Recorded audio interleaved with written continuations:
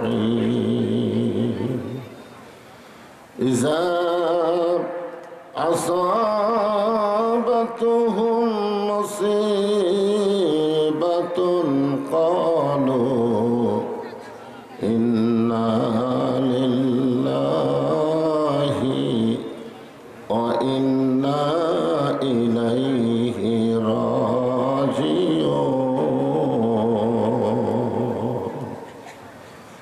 أولئك عليهم صلوات من ربهم ورحمة أولئك هم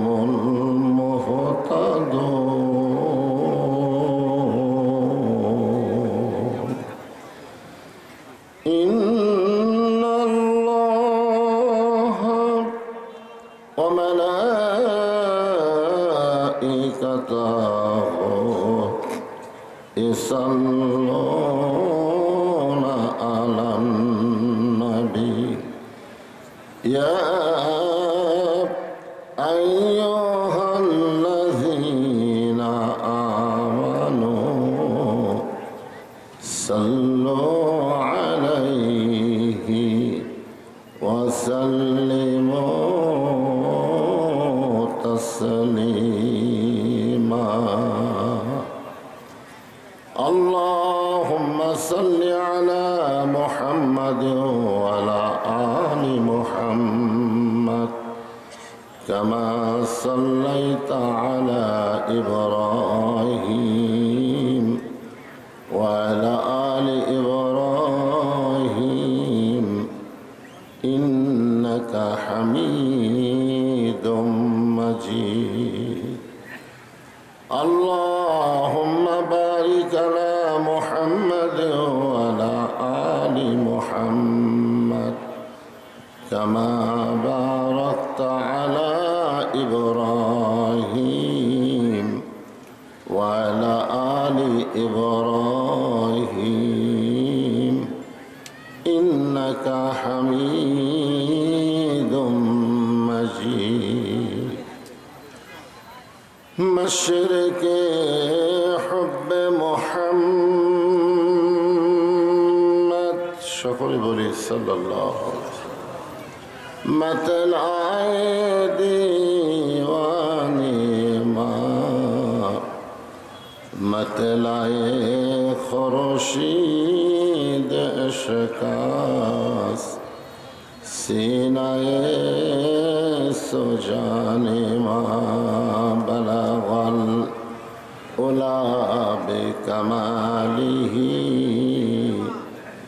كشف الدجى بجماله حسنت جميع خصاله صلوا عليه وآله اللهم آمين জান্নাতের বাগান থেকে জান্নাতি মানুষদেরকে নিয়ে আমি গুনাহগার তোমার রহমতের দরজায় দুখানা হাত তুলেছি আল্লাহ হাসরের ময়দানে জব্বার আর কাহার নামে রূপ নিয়া তুমি যখন বিচার শুরু করবে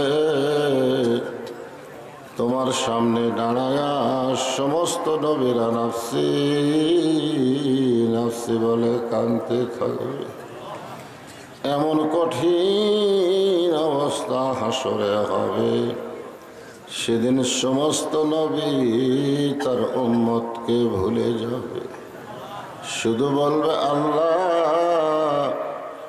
আমার কি হবে আমার কি হবে একমাত্র দরদি নবী শাফাতের কান্ডাহারি ইয়া রাব্বি হাবলি উম্মতি বলে সেজদায় পড়ে যাও সেই কঠিন মুসিবতের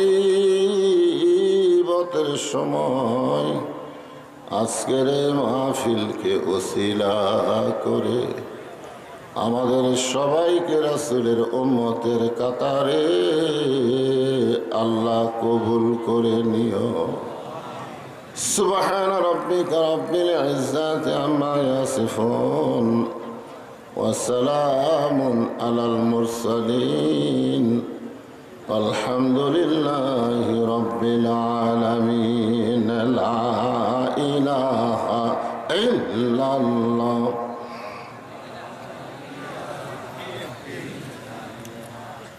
সকলে আল্লাহর মহব্বতে জবান খুলে জিকির করেন লা ইলাহা ইল্লাল্লাহ।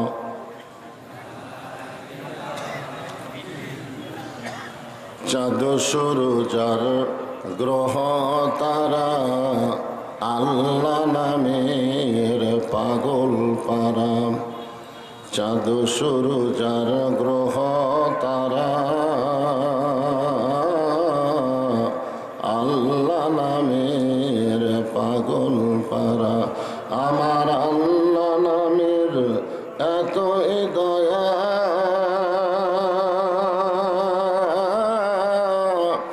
আল্লাহ নামের এতই মায়া, লুকিয়ে রাখছেন হে আল্লাহ জোরে লা ইলাহা ইল্লাল্লাহ।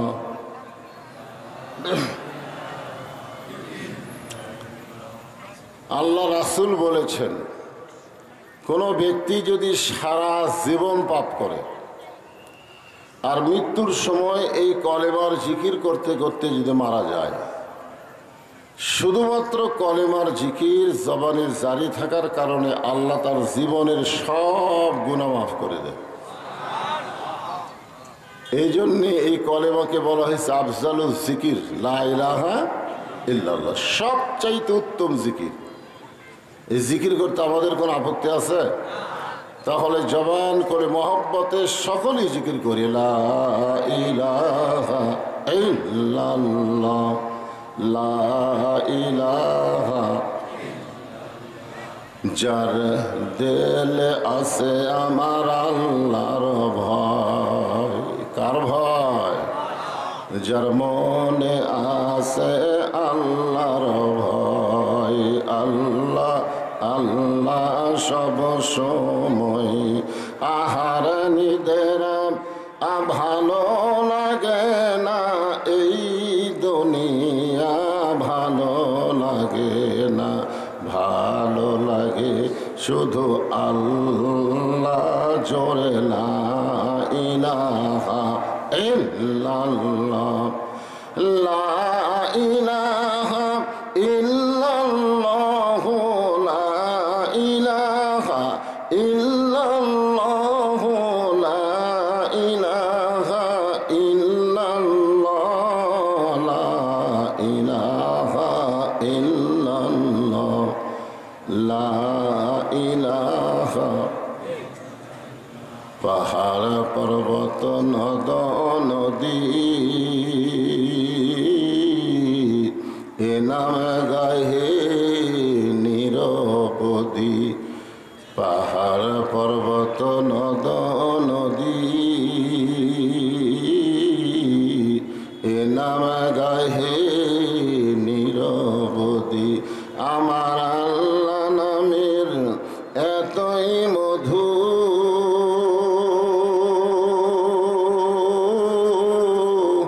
আল্লাহ নামের এতই জাদু, লুকিয়ে রাখছেন হে আল্লাহ জোরে লা ইলাহা ইল্লাল্লাহ, লা ইলাহা ইল্লাল্লাহ, লা ইলাহা ইল্লাল্লাহ, লা ইলাহা ইল্লাল্লাহ, লা ইলাহা ইল্লাল্লাহ, লা ইলাহা, লা ইলাহা ইল্লাল্লাহ মুহাম্মাদুর রাসূলুল্লাহ।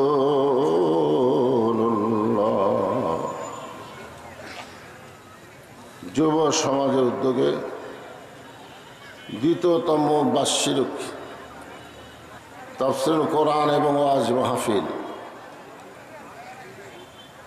হাটনগর ময়দানে আজকের এই মাহফিল আল্লাহ তাআলা যিনাকে সম্মানিত সভাপতির আসনে কবুল করেছেন, জনাব মোহাম্মদ আব্দুল হাকিম, সম্মানিত সহসভাপতি জনাব মোহাম্মদ রুহুল আমিন, আজকের এই মাহফিলের সম্মানিত সভাপতি দ্বয়কে অন্তরের অন্তঃস্থল থেকে আমি শুভেচ্ছা জ্ঞাপন করছি। আজকের এই মাহফিলের সম্মানিত প্রধান অতিথি জনাব আলহাজ মোহাম্মদ আজহার আলী মণ্ডল, উপজেলা পরিষদের সম্মানিত চেয়ারম্যান,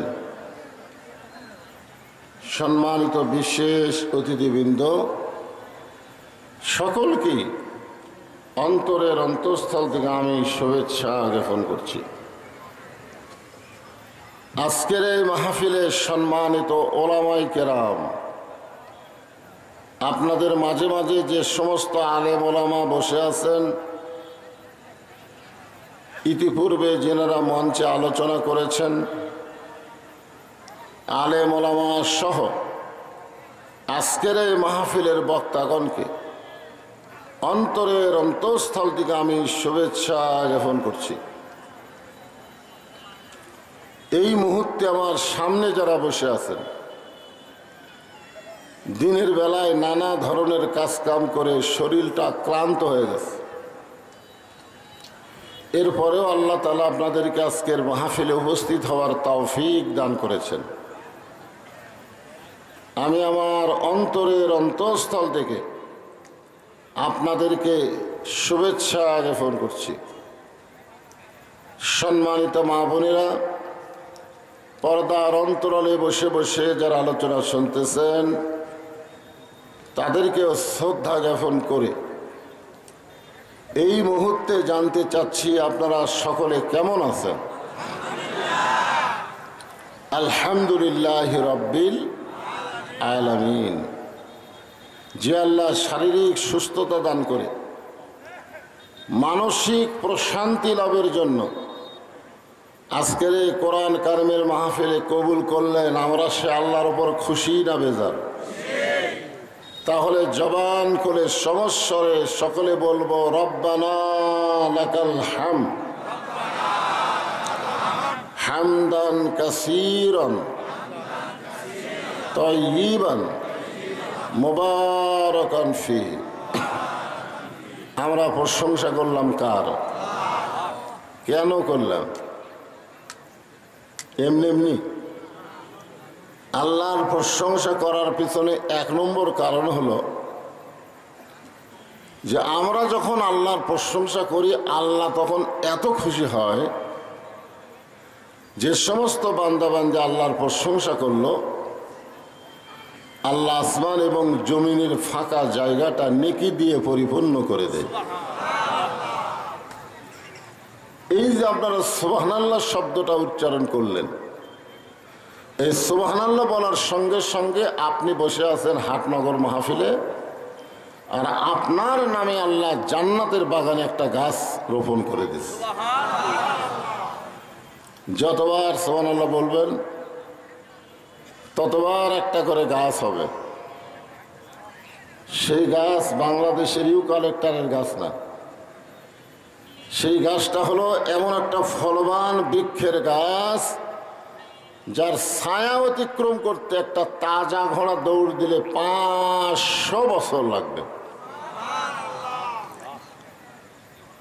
এ কথা শোনার পরেও যারা সুবহানাল্লাহ বললেন না,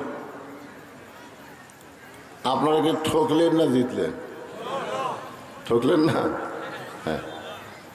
বিশ্বাসে মিলাই বস্তু তর্কে বহুদূর। আমরা অনেক সময় তর্ক করি যে এত বড় বড় গাছ যদি আল্লাহ সুবহানাল্লাহর বিনিময়ে লাগাই দেয় তাহলে জান্নাত কত বড়, এরকম অনেকে তর্ক করে। অনেকে বলে সারা জীবন পাপ করি আর সুবহানাল্লাহ বললি জান্নাতে গাছ হবে। আল্লাহ রাসূল বলেছেন কোনো ব্যক্তি যত বড়ই পাপী হোক না কেন, তার জবান থেকে 3টা তসবিহ যদি রহরহ প্রকাশ পায়, আল্লাহ রাসূল বলেছেন পাপী হওয়ার পরেও সে বেগুনা মাসুম হয়ে দুনিয়া থেকে বিদায় নেয়। 3টা তাসবিহ। এখন কয়টা? একটা হলো সুবহানাল্লাহ, একটা হলো আলহামদুলিল্লাহ, আর একটা হলো আল্লাহু আকবার। আপনারা বলেন তো, আমরা যত বড়ই পাপী হই, আমাদের পাপের চাইতে আল্লাহর দয়া কম না বেশি? তো আল্লাহ যদি আমাদেরকে মাফ করে জান্নাত দেয়, আমাদের কোনো আপত্তি আছে? এই জন্য সুবহানাল্লাহ বলতে কোনো কৃপণতা করা যাবে না। আমরা আল্লাহর প্রশংসা করব এই কারণেই বেশি বেশি যে আল্লাহ তাআলা জন্মগতভাবে আমাদেরকে মুসলমানের ঘরে কবুল করেছেন। এই দুনিয়াতে যত ধর্ম আছে, পৃথিবীতে বহু ধর্ম আছে না নাই? আপনারা বলেন সব ধর্ম কি ঠিক? সব ধর্ম ঠিক? ধর্মের মালিককে সে আল্লাহ যদি বলেন ওয়ামান ইয়াবতাগি গায়রাল ইসলাম দীনান ফালাই ইয়াকবালা মিনহু, ইসলাম ছাড়া অন্য কোনো ধর্মকে যদি গ্রহণ করে, আল্লাহ বলেছেন সেইটা কবুল করা হবে না। আল্লাহর এই কথার দ্বারা প্রমাণ হলো একমাত্র ধর্মের নাম কি? আর ইসলাম ছাড়া যত ধর্ম আছে সব ধর্ম হলো ভুয়া। জোরে বলেন সব ধর্ম কি? আরো জোরে বলেন ভুয়া। ভুয়া। আসল ধর্ম কিন্তু একটাই। আর ভাগ্যগুণে আমরা সেই ধর্মের ভিতরেই মুসলমানের ঘরে জন্ম নিবার পারছি। খুশি না বেজার? আল্লাহ ইচ্ছা করলে আমাদেরকে হিন্দুর ঘরে পাঠাবার পারতেন, আল্লাহ ইচ্ছা করলে ইহুদি খ্রিস্টানদের ঘরে আমাদের পাঠাবার পারতেন, কিন্তু আল্লাহ সেই সকল ঘরে না পাঠায়া রুহের জগতে আমাদের রুহগুলো কেমন পছন্দ করলেন, যার কারণে মুসলমানের ঘরে আমাদেরকে কবুল করেছে। এখান থেকে প্রমাণ হলো দুনিয়াতে না, রুহের জগতেই আল্লাহ আমাদেরকে পছন্দ করেছে। এখন ঠিক কিনা? আর যার কারণে আমরা মুসলমানের ঘরে কবুল হয়েছি। আল্লাহর প্রশংসা করার কারণ হলো আল্লাহ শুধু মুসলমানের ঘরে আমাদেরকে কবুল করে নাই, আল্লাহ আমাদেরকে বিশ্ব নবীর উম্মাত হিসাবে কবুল করেছে। আপনারা বলেন তো, বিশ্ব নবীর উম্মত হওয়ার পারলে তাদের লাভ কি?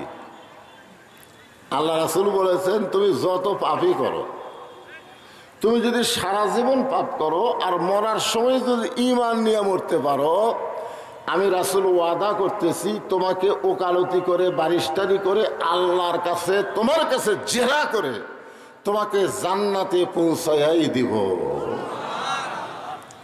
এত বড় সুযোগ আল্লাহ আমাদেরকে দান করেছেন বিশ্ব নবীর উম্মত হওয়ার কারণে। খুশি না বেজার? তাহলে জবান খুলে আর একবার বলি আলহামদুলিল্লাহ। আল্লাহর প্রশংসা করার কারণ হলো আপনারা যে কোরআন থেকে তাফসীর শুনবেন, যেই কোরআন থেকে আপনারা আলোচনা শুনবেন, এই কোরআনকে আল্লাহ তাআলা আমাদের জন্য হেদায়েত স্বরূপ দান করেছেন। হেদায়েত মানে কি?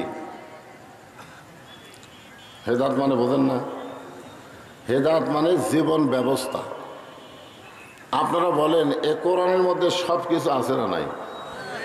এই জন্যে কোরআনের প্রথমে আল্লাহ বললেন জালিকাল কিতাবু লা রাইবা ফীহি হুদাল্লিল। হুদাল্লিলের পরে কি হবে?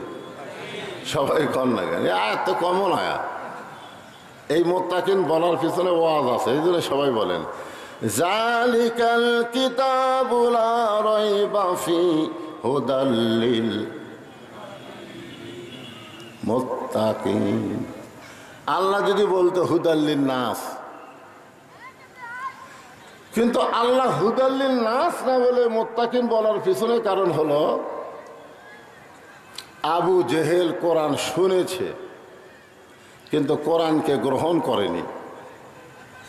আজ আমাদের বাংলাদেশে অনেকে আবু জেহেলের গোষ্ঠী ঘন্টার পর ঘন্টা কোরআন শোনে কিন্তু কোরআনকে গ্রহণ করে না, ঠিক কিনা বলেন? আপনারা বলেন তো, শুধুমাত্র কোরআন শোনার জন্যে আল্লাহকে এই দুনিয়াতে কোরআন পাঠাইছেন? কোরআন শুধু শুনলে হবে না, কোরআনকে বাস্তব জীবনে গ্রহণ করা লাগবে। আবু জেহেল কোরআন শুনেছে, আপনারা তো আমার সামনে বসে কোরআন শুনতেছেন। আবু জেহেল নবীর সামনে বসে কোনোদিন কোরআন শোনার সাহস পায়নি। নবী যখন রাতের বেলা কোরআন পড়তেন, আবু জেহেল সুরের মতন চুপি চুপি ঘরের বাহির থেকে কোরআন শরীফ শুনতেন, আর সকালবেলা এসে কোরআনের পক্ষে রেজাল্ট দিতেন। এত সুন্দর কোরআনের বাণী, রাতটা কোন দিক দিয়ে গেল আমি বুঝবারই পারিনি। সুবহানাল্লাহ কন্যা গান। আপনারা বলেন তো, আবু জেহেল কথা কি খারাপ কইছে? খারাপ কইছে? এত সুন্দর কোরআনের বাণী, রাতটা কোন দিক দিয়ে গেল আমি বুঝবারই পারিনি। আবু সুফিয়ান বলেন, নেতা যেই কোরআন শুনতে রাত কোন দিক দিয়ে গেল বোঝা যায় না, সেই কোরআনকে যদি আমরা গ্রহণ করি তাহলে অসুবিধা কোন জায়গায়? শুনতেই যদি এত ভালো লাগে, সে কোরআনকে ধরলে অসুবিধা কোন জায়গায়? কথাটার মধ্যে গুরুত্ব আছে না নাই? শুনতে রাত কোন দিক দিয়ে গেল বোঝা যায় না, সেই কোরআনকে গ্রহণ করলে আমাদের অসুবিধা কোন জায়গায়? আবু জেহেল বলে, আবু সুফিয়ান, কোরআনকে যদি গ্রহণ করি তাহলে তোর আমার নেতৃত্ব চলবে না, আসল নেতা হয়ে যাবে আব্দুল্লাহ রে তেমপোলা। কারণ কোরআনকে গ্রহণ করলে বাংলাদেশে কোনো ভুয়া নেতা থাকবে? আমাদের বাংলাদেশে যেই নেতাগুলো আছে এরা কি আসল নেতা না ভুয়া নেতা? আরো জোরে বলেন, কি জোরসে বলেন? ভুয়া। ভুয়া ভুয়া একটা শব্দ বাংলাদেশে ভাইরাল হয়ে গেছে, ভুয়া। আমাদের বগুড়ার হিরো আলম যখন 21-এর বই মেলায় গেছিল, তখন ওই 21-এ বই মেলার ছেলেরা তাকে বলছে ভুয়া ভুয়া ভুয়া ভুয়া। কি বলছে? ভুয়া ভুয়া। আবার যখন মোস্তাক আহমদ তার একটা চিংড়ি বউকে নিয়ে গেল, মোস্তাক আহমদের নাম শুনছেন? বুড়া, ওই বিয়ে করছে একটা চিংড়ি, 7-5 পাশের একটা মেয়েকে বিয়ে করছে। যদি মোস্তাক আহমদ তার বউকে বোরকার মধ্যে রাখতো তাহলে কিন্তু ভুয়া ভুয়া শব্দ শোনা লাগতো না। জরিগণ ঠিক কিনা? কারণ বোরকার মধ্যে যখন কোনো মেয়ে মানুষ থাকে, ওই বুড়ি না ছুড়ি বাইরে থেকে বোঝা যাবে। কিন্তু মোস্তাক আহমদ বউটাকে বোরকার মধ্যে না রেখে বেপরদা ভাবে যখন 21-এর বই মেলায় গেল, ওই বুড়ার সঙ্গে ওই ছুড়িরে মানুষ পছন্দ না করে ভুয়া ভুয়া ভুয়া ভুয়া শব্দ উচ্চারণ করলো। আর একটা নেতা আছে বাংলাদেশে, যেই নেতা বিসমিল্লাহ ঠিক মতো কবার পারে না। বিসমিল্লাহ কোতে কি কয়। ওই নেতা যখন বাংলাদেশের বই মেলায় গেল, তখন ওই নেতাকেও ভুয়া ভুয়া শব্দ বলে তাকে তাড়াইয়া দিল। এখন আমরা আজকে বলবো, ভুয়া শব্দটা আল্লাহর কোরআন অনুযায়ী যেই নেতারা চলবে না, মানুষের তৈরি মতো যেই নেতারা চলে, এরা কি আসল নেতা না ভুয়া নেতা? ভুয়া নেতা। তো ভুয়া নেতা কতদিন চলবে? যতদিন মানুষ কোরআন শুনবে, কোরআনকে গ্রহণ করবে না। মানুষ যখন কোরআনকে গ্রহণ করবে, তখন বাংলার জমিনে আর কোনো ভুয়া নেতা চলবে না। জনগণ কথা ঠিক কি না? কারণ আল্লাহ কোরআনে বলেছেন সামিনা ওয়া তাআনা। শুধু শুনলে হবে না, এইটাকে গ্রহণ করা লাগবে। আগে এখানে গান হতো, আমি শুনলাম যে এই ফিল্ডটাকে গান হতো, কনসার্ট হতো। কিন্তু ছেলেরা সেইটা বাদ দিয়ে এই তাফসিরুল কোরআন মাহফিল করেছে, এতে কি আপনারা খুশি না বেজার? তাহলে জবান খুলে আর একবার বলি আলহামদুলিল্লাহ।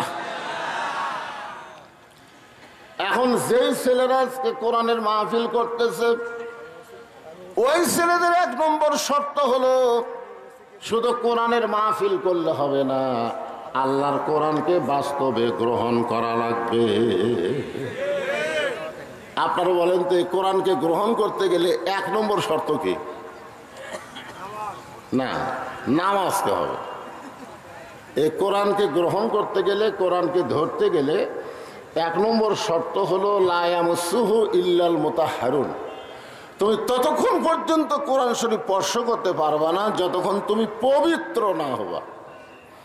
তাহলে যেই কোরআনকে ধরতে পবিত্র হওয়া লাগে, সেই কোরআনকে মানুষ যখন গ্রহণ করবে, ওই মানুষটা তখন কেমন মানুষ হবে? আবু জেহেল কোরআনকে শুনেছে, গ্রহণ করে নাই, আর হযরত আবু বকর শুধু কোরআন শোনে নাই, কোরআনকে গ্রহণ করেছে। জোরে কোন কথা ঠিক কিনা? কাফেরদের মধ্যে 1 নম্বর হলো আবু জেহেল, আর মুসলমানের মধ্যে 1 নম্বর হলো আবু বকর। এখান থেকে প্রমাণ হয়ে গেল শুধু কোরআন শুনলে হবে না, বাস্তবে কোরআনকে গ্রহণ করা লাগবে। আমার সামনে যে হাজার হাজার আল্লাহর বান্দারা বসে আছেন, আপনারা বলেন, আপনারা কি আবু জেহেল হবেন না আবু বকর হবেন? আবু বকর হবেন? তাহলে আবু বকর হবার গেলে কোরআনকে শুধু শুনলে হবে না, এই কোরআনকে বাস্তবে গ্রহণ করা লাগবে। এই কোরআনকে গ্রহণ করার জন্যে পৃথিবীর সবচাইতে খারাপ মানুষ, যিনি নাঙ্গা তরবারি নিয়ে নবীকে হত্যা করতে গেছিল, এই কোরআনকে গ্রহণ করার কারণে আল্লাহ তাকে বাংলাদেশের মতন ৯৬টা দেশের খলিফা বানায়া দিল। সবচাইতে খারাপ আবু জেহেল কিন্তু নবীকে মারার পরিকল্পনা করছে, কিন্তু উমর ফারুক নবীকে মারার পরিকল্পনা করে নাই, ডাইরেক্ট মারার জন্য অস্ত্র ধারণ করেছে। জোরে কোন কথা ঠিক কিনা?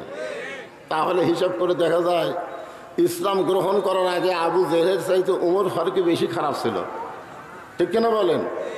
কিন্তু আবু জেহেল শুধু কোরআন শুনেছে বলে আবু জেহেলই থাকছে, কিন্তু উমর ফারুক নবীকে হত্যা করার পরিকল্পনা করার পরেও শুধু কোরআনকে গ্রহণ করার কারণে আল্লাহ তাকে অর্ধ পৃথিবীর খলিফা বানায়া দিছে। আল্লাহর কোরআনকে গ্রহণ করার পরে হযরত উমর যখন অর্ধ পৃথিবীর খলিফা, তখন উমর ফারুকের অহংকার কেমন?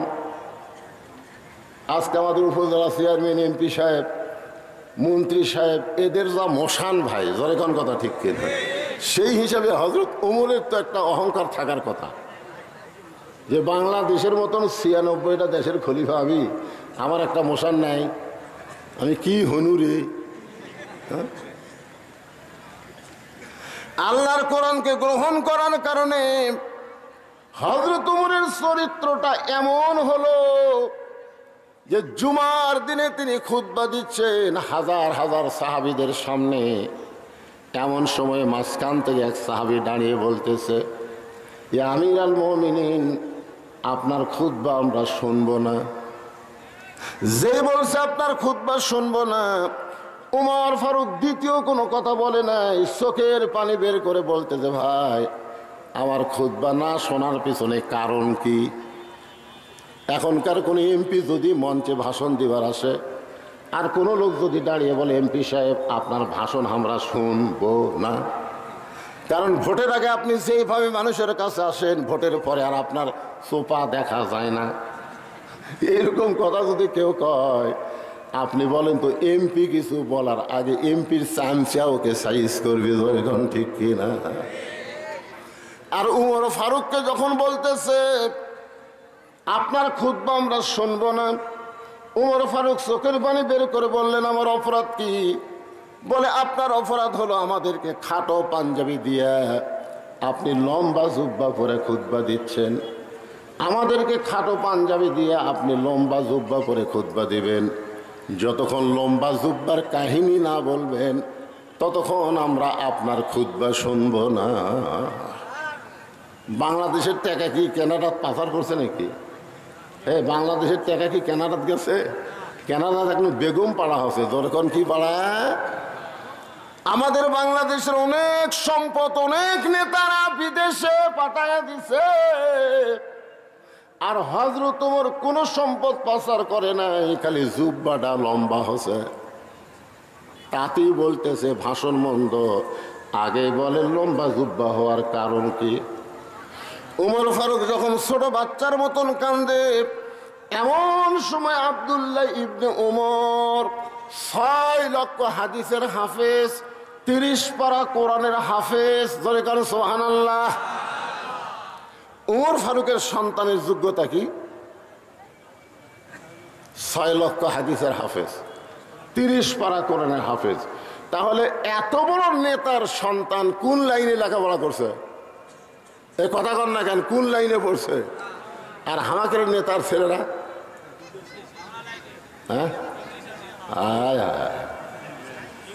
6 লক্ষ হাদিসের হাফেজ, 30 পারা কোরআনের হাফেজ। বাবার পাশে দাঁড়ায় বলতেছে, রে নবীর সাহাবীরা, তোমরা খাটো পাঞ্জাবি হলেও তো নতুন কাপড় পরে নামাজ পড়তে এসেছ।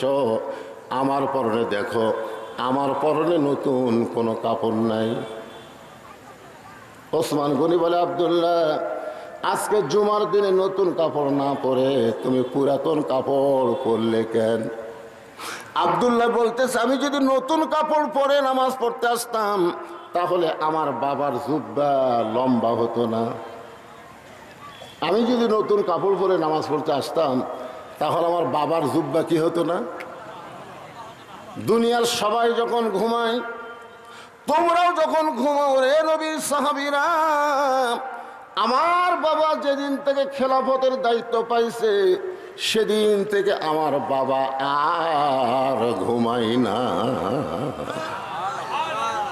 যখন এমপি বানানো হয়, মন্ত্রী বানানো হয়, তখন সে জনগণের খাদেম হয়, তার ঘুমানোর কোনো সময় থাকবে না, জনগণের খেদমত করার টেনশনে। জোরে কোন কথা ঠিক কিনা? আব্দুল্লাহ বলতেছে, একদিন গভীর রাত্রে চেতন পাইয়া আমি দেখলাম আমার মা দরজার পাশে দাঁড়িয়ে আছে। আমি মাকে বললাম, মা, আপনি দরজার পাশে দাঁড়িয়ে আছেন, আপনি কি ঘুমাবেন না? আমার মা বলে, আব্দুল্লাহ রে, তোর বাবা বাড়ি থেকে বের হয়ে গেছে। তোর বাবা বাড়ি থেকে বের হয়ে গেছে মানুষের দুঃখ কষ্ট দেখার জন্যে। তোর বাবা যতক্ষণ বাড়িতে না আসবে আমি তোর মা ততক্ষণ ঘুমাতে পারবো না। রাতের বেলা মানুষের দুঃখ কষ্ট দেখে অর্ধ পৃথিবীর খলিফা। হঠাৎ দেখতে পাই মরুভূমির মধ্যে কে যেন তাঁবু টাঙ্গাইছে। তাঁবুর মধ্যে 2টা বাচ্চা মা মা বলে কাঁদতেছে, আর মা বলতেছে, গোস্ত সিদ্ধ হলেই তোমাদেরকে খাবার দিব। উমর ফারুক চমকে গেলেন, মদিনার জমিতে তাঁবু টাঙ্গাইছে, এটা কোন মহিলা? আর বাচ্চা 2টা খাবার জন্য কান্দে। এখন পর্যন্ত মার গোস্ত সিদ্ধ হয় না। দম্বার গোস্ত হলে বড় জোর 8 ঘন্টা লাগবে, উটের গোস্ত হলে বড় জোর 1 ঘন্টা লাগবে। এত গভীর রাত হয়ে গেল, এখন পর্যন্ত সিদ্ধ হয় না। উমর ফারুক তাঁবুর নিকটে গিয়ে লোকমা দিয়ে বললেন, মা, তুমি কেমন মা? তোমার কলিজাত কি দয়া নাই? তোমার সন্তানগুলো ক্ষুধার জ্বালায় কান্দে, আর এখনো পর্যন্ত তোমার গোস্ত সিদ্ধ হয় না। মেয়েটা বলে, পথিক রে, বর্তমানে যেই বিপদে পড়েছি আমার আল্লাহ আমার খুঁজলেই না। মানে একটু বিরক্ত হয়ে গেছে। দরকার কি হয়ে গেছে? বর্তমানে আমি যেই পজিশনে পড়েছি আমার আল্লাহ আমার খোঁজ নেয় না। উমর ফারুক বলে, মা, তুমি কি বলতে চাও? মেয়েটা বলতেছে, আমার বাড়ি হলো ইয়ামিন দেশে। আমি গতকাল বিকালবেলা উমর ফারুকের দরবারে যাবার চাইছিলাম, এত মানুষের ভিড়, আমি উমরের দরবারে যাবার পারি নাই। আমি মনে মনে সিদ্ধান্ত নিয়েছি আজকে রাত কোনো মতে কাটাইয়া দিয়া আগামীকাল সকালবেলায় উমরের দরবারে যাব। কিন্তু আমার 2টা সন্তানের পেটে এত খিদা লাগছে, ওরা খালি বারবার খাবার জন্য কান্দে। আমি ওদের সান্ত্বনা দেওয়ার জন্যে পাতিলের মধ্যে পানি আর পাথর দিয়ে নিচে আগুন লাগাইয়া বলতেছি গোস্ত সিদ্ধ হলেই তোমাদের খাবার দেব। আমি মনে করেছিলাম এই গোস্ত সিদ্ধ হওয়ার কথা শুনে এক সময় আমার দুইটা সন্তান ঘুমায় যাবে, কিন্তু এদের পেটে এত ক্ষুধা, ওরা ঘুমাবার পারতেছে না। আমার মনে হয় আজকে রাত আমার সন্তান দুইটা ক্ষুধার জ্বালায় বাঁচবে না। সঙ্গে সঙ্গে হযরত ওমর বললেন, মা আর কষ্ট করো না, একটু ধৈর্য ধারণ করো। মাকে একটু ধৈর্য ধারণ করার কথা বলে অর্ধ পৃথিবীর খলিফা পাগলের মতন বাইতুল মালের দরজায় এসে ডাক দিলেন, আসলাম তাড়াতাড়ি খাবার এক বস্তা আমার মাথায় উঠাইয়া দে। আসলাম বলতেছি, আমির আল মুমিনিন, আমি হলাম চাকর আর আপনি হলেন খলিফা, কোথায় বস্তা নিয়ে যাওয়া লাগবে আমারে বলেন, আমি মাথায় করে নিয়ে যাব। ওমর ফারুক বলে, আসলাম রে, একজনের পাপের বোঝা আর একজন কেউ মাথায় নিবে না, দে তাড়াতাড়ি বস্তা আমার মাথায় উঠাইয়া দে। আসলাম কি করবে? উমর ফারুকের মাথায় যখন খাবার বস্তা উঠায় দেয়, উমর ফারুক এত জোরে দৌড় মারে, পিছন দিক থেকে আসলাম চিল্লায় বলে, আমির আল মুমিনিন, এত জোরে দৌড় মারলে আপনি পড়ে গিয়ে আপনার কষ্ট হবে। উমর কান্দের বলে, আসলাম রে, সময় মতো যদি জাগা মতো যাবার না পারি তাহলে জাহান্নামের আগুনকে আল্লাহ উমর পুড়াইয়া দিবে। এক দৌড়ে তাবুর কাছে গিয়ে বললেন, মা বস্তার মধ্যে খাবার আছে, রুটি আর হালুয়া তৈরি করো। মা রুটি হালু তৈরি করে ওই উমর ফারুকের হাতে যখন দেয়, উমর ফারুক দুইটা সন্তানকে দুই উরাতের উপরে নিয়ে রুটি হালুয়া যখন মুখে দেয়, দুই বাচ্চা উমর ফারুকের চেহারা দেখে ফ্যাল ফ্যাল করে তাকায় থাকে। বাবা মারা গেছে, বাবার দরদ আমরা কোনোদিন পাই নাই, আমরা এতিম সন্তান তোমার এত দরদ পাইছি গো, তুমি কে, তোমার পরিচয় কি? উমর ফারুক দুই হাত তুলে বলতেছে, আল্লাহ এ অধমকে জাহান্নামের আগুন থেকে তুমি বাঁচাইয়া দাও।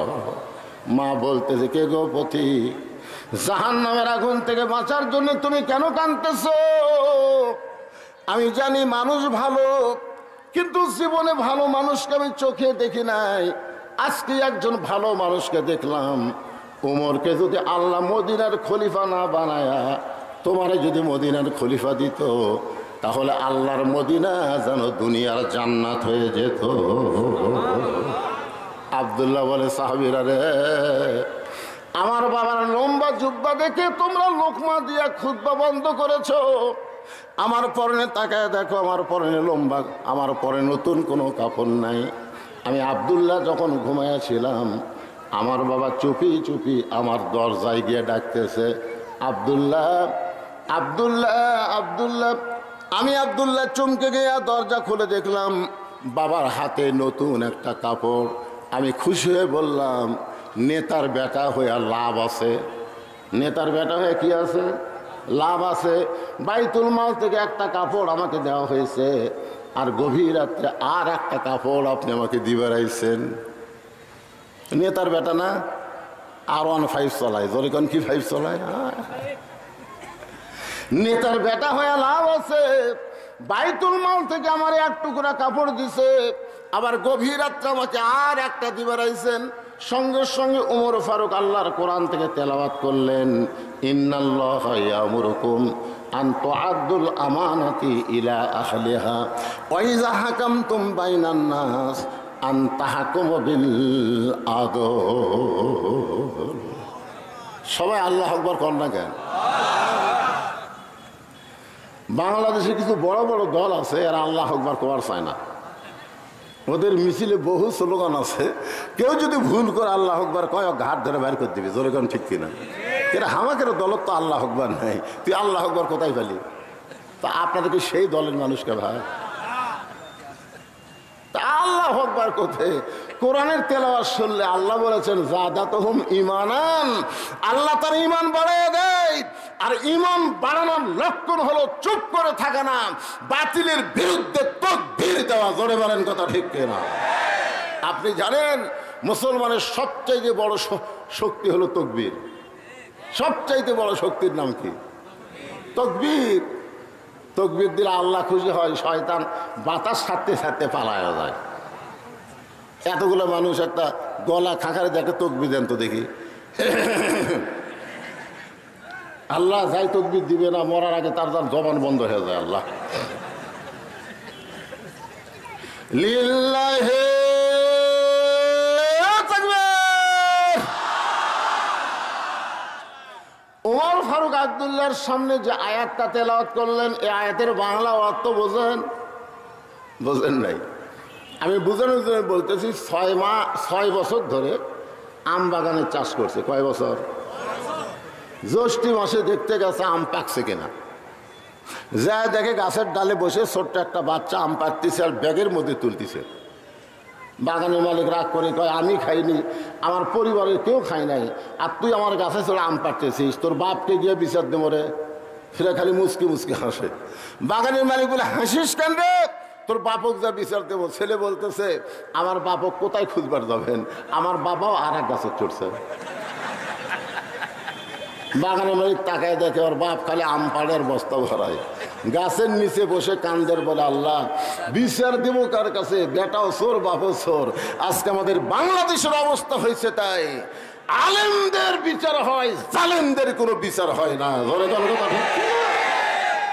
বিচারের নামে প্রহসন চলতেছে।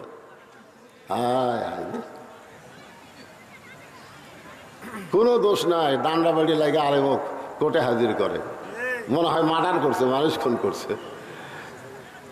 হ্যাঁ, একটু মনোযোগ দিয়ে শুনবেন। ওমর ফারুক বলেন, আব্দুল্লাহ এই জামাটা আমার ভাগে পড়ছে বাজান, এই জামা পরে আমি আগামীকাল খুতবা কেমনে দিব? এত ছোট জামাই কি খুতবা দেওয়া যায়? তোর কাপড়টা আমাকে দান করে দে, তোর কাপড় আমার কাপড় একত্র করে আমি একটা লম্বা জুব্বা বানায় খুতবা দিবার চাই। আব্দুল্লাহ বলতেছে, গভীর রাত্রে আমার কাপড়টুকু আমার বাবাকে দান করার পর আমার কাপড় আর বাবার কাপড় একত্র করে বাবা লম্বা জুব্বা বানায় খুতবা দেয়। এখন বলো খুতবা শোনা যায় কি না যায়? সমস্ত মুসলমান চিল্লায় বলতেছে, আল্লাহর কোরআনকে গ্রহণ করলে আর কোরআন অনুযায়ী যদি রাষ্ট্র চলে, এমন নেতাই জনগণ দেখতার পায়। আজকে আমাদের বাংলাদেশে আল্লাহর কোরআন খালি ওয়াজের মধ্যে আছে, সমাজের মধ্যে কোরআন না থাকার কারণে আজকে আমরা ভালো নেতা চোখে দেখতে পাচ্ছি না। যখন কথা ঠিক কিনা? আপনারা কি মনে করছেন এই কোরআনকে খালি শোনার জন্যে? আল্লাহ বলেছেন সামিনা অতানা। হযরত ওমর আল্লাহর কোরআনকে গ্রহণ করার পরে তিনি কেমন একজন মহামানব হলেন, তার জীবনের সামান্য একটা অংশ আপনাদের শোনাই। ছদ্মবেশে মদিনার অলি গলি ঘুরতেছেন, হঠাৎ হযরত ওমর দেখতে পায় দুই পাহাড়ের মাঝখানে একটা গিরিপথ। ওই গিরিপথের মধ্যে সুন্দরী একটা মেয়ে ধীর গতিতে হেঁটে হেঁটে চলতেছে। মেয়েটার সামনেও কোনো মানুষ নাই, পিছনেও কোনো মানুষ নাই। ওমর ফারুক বললেন, আল্লাহ তোমার দুনিয়াতে এত সুন্দরী একটা মেয়ে। সুবহানাল্লাহ কন্যা। ওমর ফারুক বললেন, আল্লাহ তোমার দুনিয়ায় এত সুন্দরী একটা মেয়ে। অনেক যুবক চিন্তা করতেছে, ওমর ফারুক মেয়েটার চেহারা দেখে সুন্দরী বলতেছে, কোরআন দিয়ে যখন দেশ চলবে তখন মেয়েদার চেহারা দেখে সুন্দরী বলবে না, মেয়েদার আপাদ মস্তক আল্লাহর আইন পর্দা যদি থাকে তাকেই আল্লাহর ইসলাম সুন্দরী বলবে। আপনাদের কাছে, যুবকদের কাছে আমার একটা প্রশ্ন হলো, তোমরা একটু বুঝে শোনা বলবো। আমি যে বলবো পর্দা নিশি নারী যারা, তোমরা বলবা বিশ্ব সুন্দরী তারা, বলতে পারবে না? আজকে আমাদের যুবকদের চরিত্র নষ্ট করার পিছনে পরিমণির মতন কিছু বেহায়া নারী আছে। জোরে কোন কথা, ঠিক কথা বল না? একটা নারী ইচ্ছা করলে গোটা বাংলাদেশের যুবকের স্বপ্ন দোষ করে দেবে, স্বপ্ন দোষ। কি মনে করতেছে? আজকে আমাদের যুবকেরা ইন্ডিয়ান হারবাল খোঁজে, ইন্ডিয়ান হারবাল দেওয়ার যা খোঁজে, চিকন কিভাবে মোটা হবে। হ্যাঁ, আমি যুবকদের বলি, কোন বেপর্দা নারীকে তোমার মন্তরে জায়গা দিও না। কোন বেপর্দা নারী কোন নারী না, ও হলো পুরোপুরি বেশ্যা। জোরে বলেন কথা ঠিক কিনা? এই জন্য সবাই স্লোগান দেবেন, আমার মায়েরা পর্দার অন্তর আছে না নাই, যেরকম আছে না নাই, একটা সঠিক স্লোগান দেবেন। আমি যেই বলবো পর্দানিশী নারী যারা, আপনার বলবেন বিশ্ব সুন্দরী তারা, পর্দানিশী নারী যারা। আর যেই বলবো বেপর্দা নারী যারা, আপনার বলবেন শিলা কলা তারা, বেপর্দা নারী যারা। আচ্ছা, একই গাছের কলা, এক গামলায় শোষাওয়ালা, এক গামলায় শিলা, আপনার বলেন তো টাকা দিয়ে কোনটা কিনবেন? কলালা বলতে যে ভাই একই গাছের ভাই, তুই কি কলা শিলা খাস না?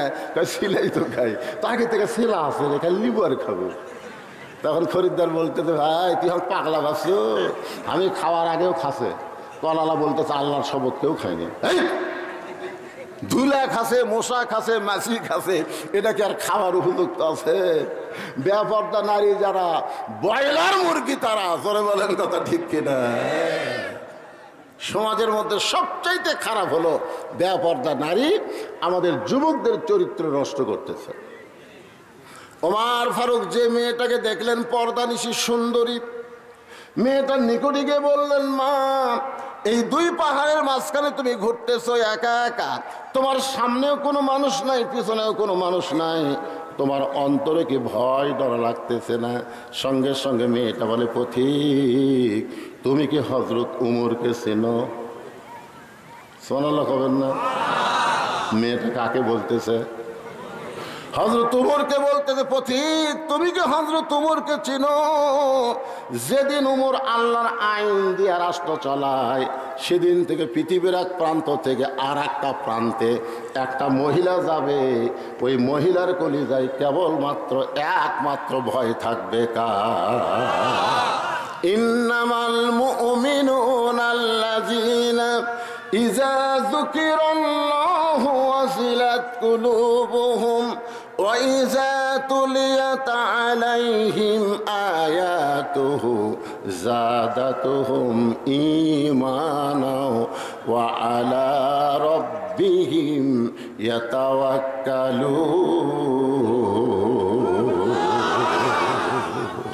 সেদিন ষোড়শী নির্জন পথে যাবে, কোনো জন কটু কথা কবে না, পথে আর প্রান্তরে সম্পদের মোহে পড়ে খুন আর হাসানি হবে না। সবাই বলেন যদি মেনে চলি কোরআন, জবান খুলে বলেন যদি মেনে চলি কোরআন আর রাসূলের বিধান, সকলেই শান্তিতে থাকবে বাংলার আকাশে, কলেমার পতাকা যেদিন দুলবে। কে রে যুবক রে, মোবাইল মারতেছে রে, এরা যা হসে ভাই, এরকম বসবার গেলে ওরা সরে যায়। স্বয়ং জিবরাইল এসেও যদি ওয়াজ করে, এই যুবকগুলোকে ভালো করা যাবে না, কারণ বর্তমান যুবকদেরকে ওয়াজ দিয়ে ভালো করা যাবে না। যুবকদেরকে ভালো করতে গেলে আল্লাহর কোরআনের সমাজ লাগবে। জোরে কোন কথা ঠিক কিনা? আল্লাহ কোরআনে বলেছেন, অনুনাজ্জিলু মিনাল কুরআনি মা হুয়া শিফাউ ওয়া রাহমাতুল লিল মুমিনিন। এই আয়াতের বাংলা অর্থ কি? আমি যে আয়াতে করিম না, বাংলা একটা অর্থ নাই। আর বাংলা অর্থ হলো সবাই গলা খাকারে দেন। আমি যেই বলবো সব সমস্যার সমাধান, আপনার বলবেন দিতে পারে আল কোরআন, বলতে পারবেন না হয়ে যান। সব সমস্যার সমাধান আজকে বর্তমান প্রধানমন্ত্রী 564টা মসজিদ বানাচ্ছে। একজন নেতা আমাকে বলতেছে, হুজুর গোটা বাংলাদেশের, গোটা পৃথিবীর কোনো প্রধানমন্ত্রী এত মসজিদ বানায়নি যেটা আমাদের বাংলাদেশের প্রধানমন্ত্রী বানাইছে। আপনি প্রধানমন্ত্রীর পক্ষে একটা কথাও বলেন না কেন? আমি তখন বললাম, প্রধানমন্ত্রী 564 মসজিদ কেন, 5 লক্ষ মসজিদ বানায়াও কোনো লাভ হবে না যতক্ষণ পর্যন্ত নামাজ কায়েমের আইন তৈরি না করবে। জোরে কোন কথা ঠিক কিনা? আজকে যদি নামাজ কায়েমের আইন তৈরি হয়, ওই যুবকগুলা ঘুরঘুর করবি, ঘুরঘুর করবি। কারণ একমাত্র নামাজই পারে ইন্না সালাতা তানহানিল ফাহশাই ওয়াল মুনকার, একমাত্র নামাজই পারে মানুষকে যাবতীয় খারাপি থেকে বাঁচায় দিতে। আমাদের যুবকেরা যদি 5 ওয়াক্ত নামাজ পড়ে, ও জীবনে আর্জেন্টিনার পতাকা টাঙ্গাবে না, ও জীবনে ব্রাজিলের পতাকা টাঙ্গাবে না, ও কোনোদিন দরজা জানলা বন্ধ করে খারাপ ভিডিও দেখবে না। ওর ইমান বলবে কেউ না দেখলো আমাকে আল্লাহ দেখতেছে। জোরে কোন কথা দেখতে। ও আজকে নামাজ কায়েমের আইন নাই, মসজিদ বানাতে হচ্ছে। সবাই খালি যায় আর দেখে মডেল মসজিদ রে, মসজিদ দেখার জন্যে। একটু মনোযোগ দিয়ে কথাগুলো শুনবেন। ওমর ফারুক বলতেছেন, মা এই নির্জন পথে তুমি ধীর গতিতে চলতেছো, তোমার চলার সাইজ দেখে আমার মনে হয় তোমার মধ্যে কোনো দুঃখ কাজ করতেছে। মেয়েটা বলতেছে, পথিক আমি আসলেই একজন দুঃখী নারী। 6 দিন হলে হযরত ওমরকে আমি খুঁজতেছি। জোরে বলেন কয়দিন? 6 দিন হলে হযরত ওমরকে আমি খুঁজতেছি। ওমর ফারুক বলে, মা তুমি কি পাগলি হইছো নাকি? ওমর হলো অর্ধ পৃথিবীর খলিফা। ওমরকে যদি খুঁজবার চাও তাহলে বঙ্গভবনে যাও, রাষ্ট্রীয় ভবনে যাও, গণভবনে যাও, সংসদ ভবনে যাও। এইগুলো ভবনে না যায় তুমি 2 পাহাড়ের মাঝখানে ওমরকে খুঁজতেছো। ওমর কি উদ্দুম্বা নাকি? মেয়েটা বলে, পথিক রে তুমি জানো না আল্লাহর কোরআন দিয়ে যখন রাষ্ট্র চলবে তখন নেতা খোঁজা লাগবে না, নেতারাই দুঃখী মানুষকে খুঁজে বেড়াবে। আপনারা বলেন তো, এই কোরআন দিয়ে যখন বাংলাদেশ চলবে তখন নেতা খোঁজা লাগবে? নেতারাই দুঃখী মানুষকে খুঁজবে। আর আমাদের বাংলাদেশের নেতারা ভোটের আগে খোঁজে, ভোট গেলে আর খোঁজে না। জোরে কোন কথা ঠিক কিনা? আমার এক নেতা রাস্তা দিয়ে গাড়ি নিয়ে যাচ্ছে, যাওয়ার সময় দেখে এক ফকির আসতেছে। তো ড্রাইভারকে বলতেছে ব্রেক কর। তো ড্রাইভার বলে, স্যার কেউ তো নাই। আরে ব্রেক কর। যে গাড়ি ব্রেক করছে, নেতা গাড়ি থেকে নামে ফকির সালাম দিচ্ছে, আসসালামু আলাইকুম চাচা কেমন আছেন? ফকির খালি চারিদিকে তাকায়। নেতা বলে, কি দেখেন?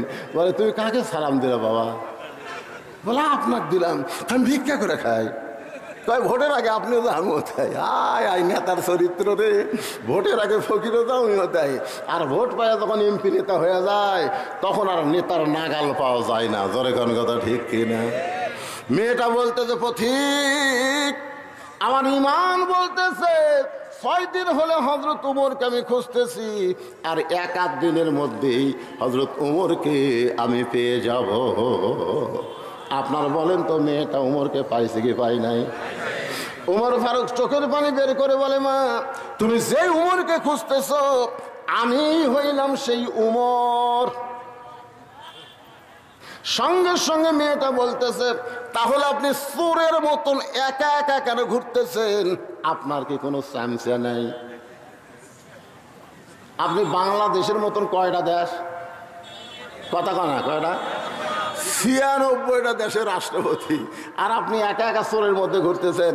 আপনার র্যাব নাই, আপনার পুলিশ নাই, আপনার চামচা নাই। আজকে আমাদের নেতারা যখন ঘরে দেখবেন আগে পুলিশের গাড়ি, পিছনে পুলিশের গাড়ি। জোরে কোন কথা ঠিক কিনা? পুলিশ মনে হয় জনগণের না, পুলিশ হলো নেতার। তা আপনি অর্ধ পৃথিবীর খলিফা হইয়া একা একা ঘুরতেছেন, আপনার কি কোনো চামচা নাই? আপনার অন্তরে কি কোনো ভয় ডর নাই? আপনাকে কেউ যদি হত্যা করে? ওমর ফারুক বললেন, ওয়া আলা রাব্বিহিম ইয়াতাওয়াক্কালুন। আমার চামচা লাগবে না, আমার বডিগার্ড লাগবে না, আমার আল্লাহ আমার হেফাজত করবে। ওমর ফারুক বললেন, মা এখন বলো তোমার দুঃখ কি? কি দুঃখে তুমি 6 দিন হলে আমাকে খুঁজতেছো? একটু মনোযোগ দাও, আপনাদের শোনা লাগবে। মেয়েটা বলতেছে এই মুহূর্তে আমার জীবনের সবচাইতে বড় দুঃখ হলো 6 বছর বয়সে ঈমান গ্রহণ করেছি, শুধু ঈমান গ্রহণ করার অপরাধে 12 বছর আমাকে জেলখানায় বন্দি জীবন কাটাতে হয়েছে। আপনারা বলেন তো মেয়েটার অপরাধ কি? চুরি করছে? আমির হামজার অপরাধ কি? মামুনুল হকের অপরাধ কি? আল্লামা সাইদ হুজুরের অপরাধ কি? এই বাংলার মুসলমান কথা কর না কেন? খালি কথা না বলার কারণে দিন দিন গোস্তের দাম বাড়তেছে। ধরে কোন কথা ঠিক কিনা? গত হাটে 620 টাকাতে নিয়ে গেছে, এখন জামাই আইছে, শাশুড়ি বলতেছে আজকে 2 কেজি নিয়ে আসো। ওই চিন্তা করছে 2 কেজির দাম হবে 1240, ওই 1300 টাকা নিয়ে যায়। 2 কেজি গোস্ত ব্যাগ টাকা 1300 দিছে। কষাই বলতেছে ভাই আরো 100। তোর কে ভাই, গত হাটে নিলাম 620। বুঝতেছেন না, দিন দিন দাম বাড়তেছে। মানুষ কথা কয় না, আমরা ইচ্ছা মতো দাম বাড়াই, মানুষ কিছুই কয় না। তখন ওই লোকটা আস্তে করে গোস্তের টোপলা থুয়ে চাকে দেয় কষাইয়ের কাছে দাও আছে, খপ করে দাওটা লিছে, লিয়া যে খাইটার গোস্ত কাটে ওই খাইটা মারছে লাঠি মারে ওর ঘাড়ের উপর দাও ধরে বলতেছে এখন বল কত করে কেজি, বল কত করে কেজি। কষাই বলতেছে আপনি যা দেবেন তাই, আপনার কাছে কোনো দরদাম নেই। তার মানে বোঝা গেল অন্যায়ের বিরুদ্ধে মাঝে মধ্যে ঘাড়ের উপরে দাও ধরার দরকার আছে না? জোরে আছে না? চোর চুরি করে নিয়ে যাচ্ছে আর উনি বলতেছে ইন্নাল্লাহ মা সাবিরিন, ইন্নাল্লাহ মা সাবিরিন, ধৈর্যশীলদের সঙ্গে আল্লাহ আছে। চোরের সাথে মারামারি করে কি হবি ভাই, ওই লিয়া যাক পরে আমি আবার করবো রে। গোটা বাংলাদেশ চুরি করে সব পাচার হয়ে গেল, আর বাংলার জনগণ কোনো কথা বলে না। জোরে কোন কথা ঠিক না? কথা বলে না। কোরআনের মাহফিলে এসে যদি আপনার ঈমান না জাগে তো কোন জায়গায় গিয়ে জাগবে?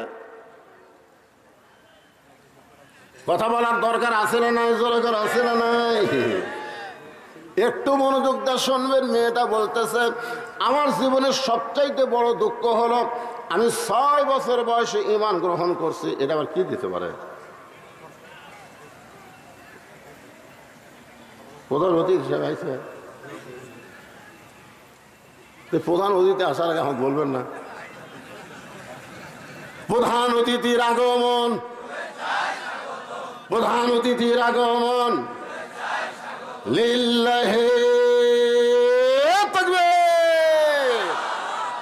গত টার্মেও যিনি উপজেলা চেয়ারম্যান ছিল, আল্লাহ তাআলা তুইজ্জু মান তাশা, সম্মানের মালা এইবারও তার গলাত পরায় দিছে।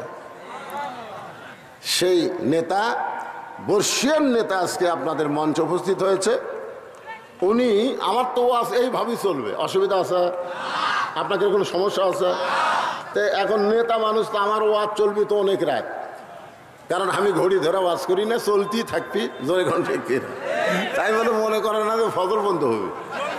হ্যাঁ, এই যেগুলো চ্যাংড়া ফেড়া খারাপ হয়ে আছে এরকম ওর মন খারাপ হয়। কেন বসিস না কেন? মানে তোরা কি পেশাব করে পানি লিস নি কেবা?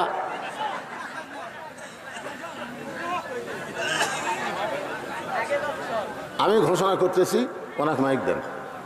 এই মুহূর্তে আপনাদের উপজেলার সম্মানিত চেয়ারম্যান, আজকের মাহফিলের সম্মানিত প্রধান অতিথি আপনাদের সামনে শুভেচ্ছা বক্তব্য দিবেন।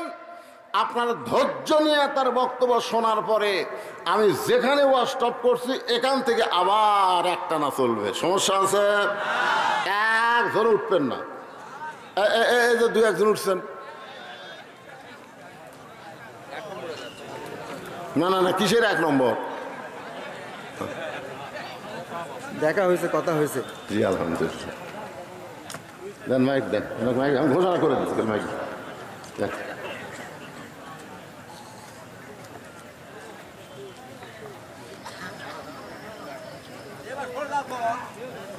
এই যে ফলো পারবেন ভাই, এটা ফলো পারবেন। দেখেন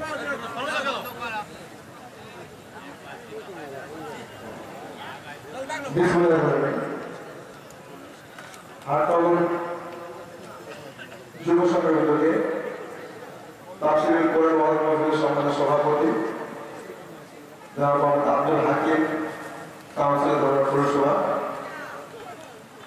আজকের এই সভার প্রধান বক্তা হিসেবে উপস্থিত আছেন হযরত মুফতি মোহাম্মদ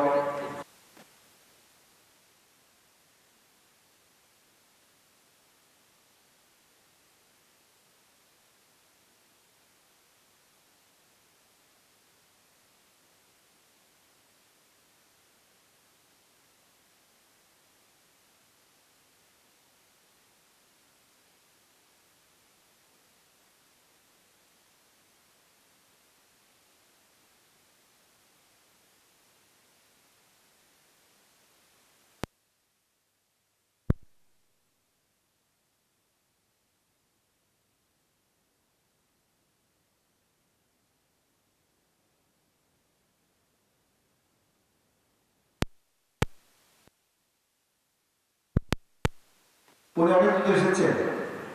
যদি আপনার কথাবার্তায় ওনার কথায় অন্তত যদি হেদায়ত হন, কিছু হেদায়ত হন, তাহলে হয়তো এই হাটনগর যুব সংঘের উদ্যোগে যে ওয়াজ সার্থক হবে। আর উনি বলে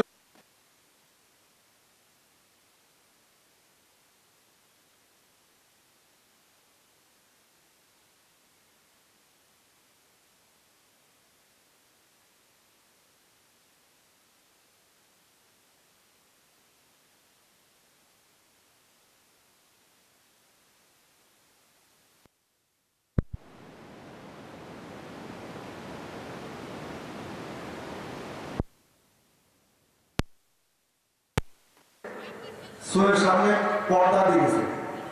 আজকে আমরা কি দেখছি, এটা কি বলবো, সময়ের একটা ইয়ে। তাই আমি আপনাকে অনুরোধ করবো, উনি যে কথাটা বলছেন আমরা জানি, সবই জানি। উনি যে কথা বলছেন আপনি জানেন না, সব আপনিও সবাই জানেন। আপনিও জানেন আপনাকে কি করতে হবে না করতে হবে। আমরা শুনি, সবই বলতে জানি, কিন্তু আমরা মানি না। এটা কিন্তু দোষটা আমাদের। আপনি সবই জানেন, উনি যে কথাগুলো বলছেন আপনারা সবই জানেন। কিন্তু যদি উনি আপনারা মানতাম তাহলে ওনারা দরকার ছিল না।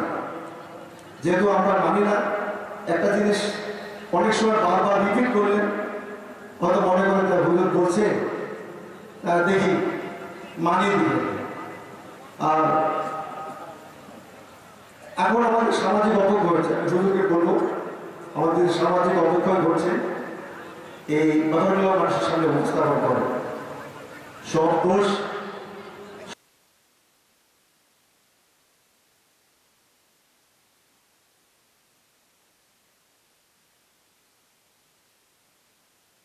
على آل إبراهيم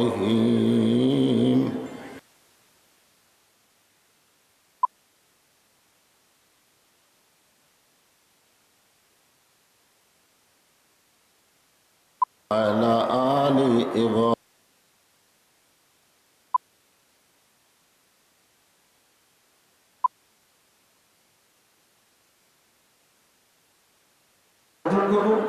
ভালো জিনিসটা আমরা যদি খারাপটা বর্জন করি, ভালোটা নেই।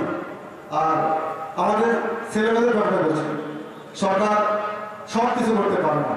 আমাদের দেশের যে জনসংখ্যা, আমরা সৌদি আরব বিভিন্ন দেশে যাই, তাদের জনসংখ্যা আর আমাদের জনসংখ্যার মধ্যে ফার ডিফারেন্স থাকে। আমাদের যে জনসংখ্যা, সরকার ইচ্ছা করে আইন করলে কিন্তু সব জিনিস করতে পারবো না, এটা আমাদেরকে করতে হবে। আমি আপনাদের অনুরোধ করবো, বিশেষ করে আমাদের সামাজিক অবক্ষয় ঘটছে, এর জন্য আমরা যারা গার্জিয়ান অনেক আছে তারা দায়ী থাকি। আমরা আমাদের ছেলেটার, আমার মেয়েটার কোথায় কখন স্কুলে যাচ্ছে, না মাদ্রাসায় যাচ্ছে, কলেজ যাচ্ছে, আমরা খোঁজ খবর রাখি না। যদি আমরা আমাদের নিজের সন্তানদেরকে দেখতে পাই, নিজের সন্তানদেরকে আমরা ঠিকমতো লালন পালন করি, তাহলে কিন্তু এই ঘটনা ঘটবে না। আমরা করি না, আমরা মনে করি আমার ছেলেটা মাস্টারি করছে, খুব ভালো করছে আর কি। তাই আমি আপনাকে অনুরোধ করবো, কারণ আমরা দেখেছি আর একটা সমস্যা হয় যে তথ্য প্রযুক্তির যুগের ব্যাপার আছে, মাদকের ব্যাপার আছে। আমাদের ছেলেগুলো অনেক সময় মাদক আসক্ত হয়। আমি দেখেছি এই 5 বছর যাবৎ বিভিন্ন বাবা মা এসেছে, অনেক আসে বলে ভাই বা বাবা আমার ছেলেটা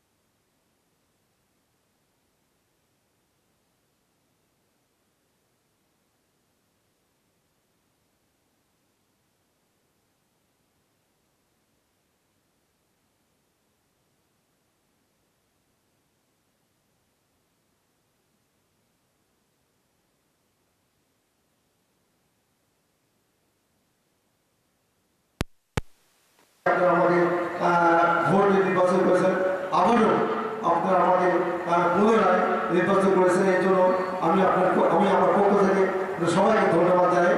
আমি আমার শেষ করছি। আসসালামু আলাইকুম। সব একটু জিকির করেন। আর এই ফাঁকা জায়গাটা আপনার পুরা করে বসেন তো। এই যে ফাঁকা হলো না, এই ফাঁকা জায়গাটা এই যে আল্লাহ আস্তে একটু পুরা করে আসেন। সবাই সামনের দিকে আসেন ভাই, উঠে আসেন। আপনি উঠে সামনে বসেন, 1 বছরে কোনো বেদি আপনাকে ধরবে না। দেহ একটু লড়ান চড়ান। লা ইলাহা ইল্লাল্লাহ, লা ইলাহা ইল্লাল্লাহ, লা ইলাহা ইল্লাল্লাহ, লা ইলাহা ইল্লাল্লাহ, লা ইলাহা ইল্লাল্লাহ, মুহাম্মাদুর রাসূলুল্লাহ। সকলে বলি সাল্লাল্লাহু আলাইহি ওয়াসাল্লাম। সম্মানিত উপজেলা চেয়ারম্যান সাহেব অত্যন্ত গুরুত্বপূর্ণ আলোচনা করেছেন যে সমাজের অবক্ষয়ের কথা বলেছেন। এখনকার ছেলেরা অনেকে মাদক আসক্ত হয়ে গেছেন।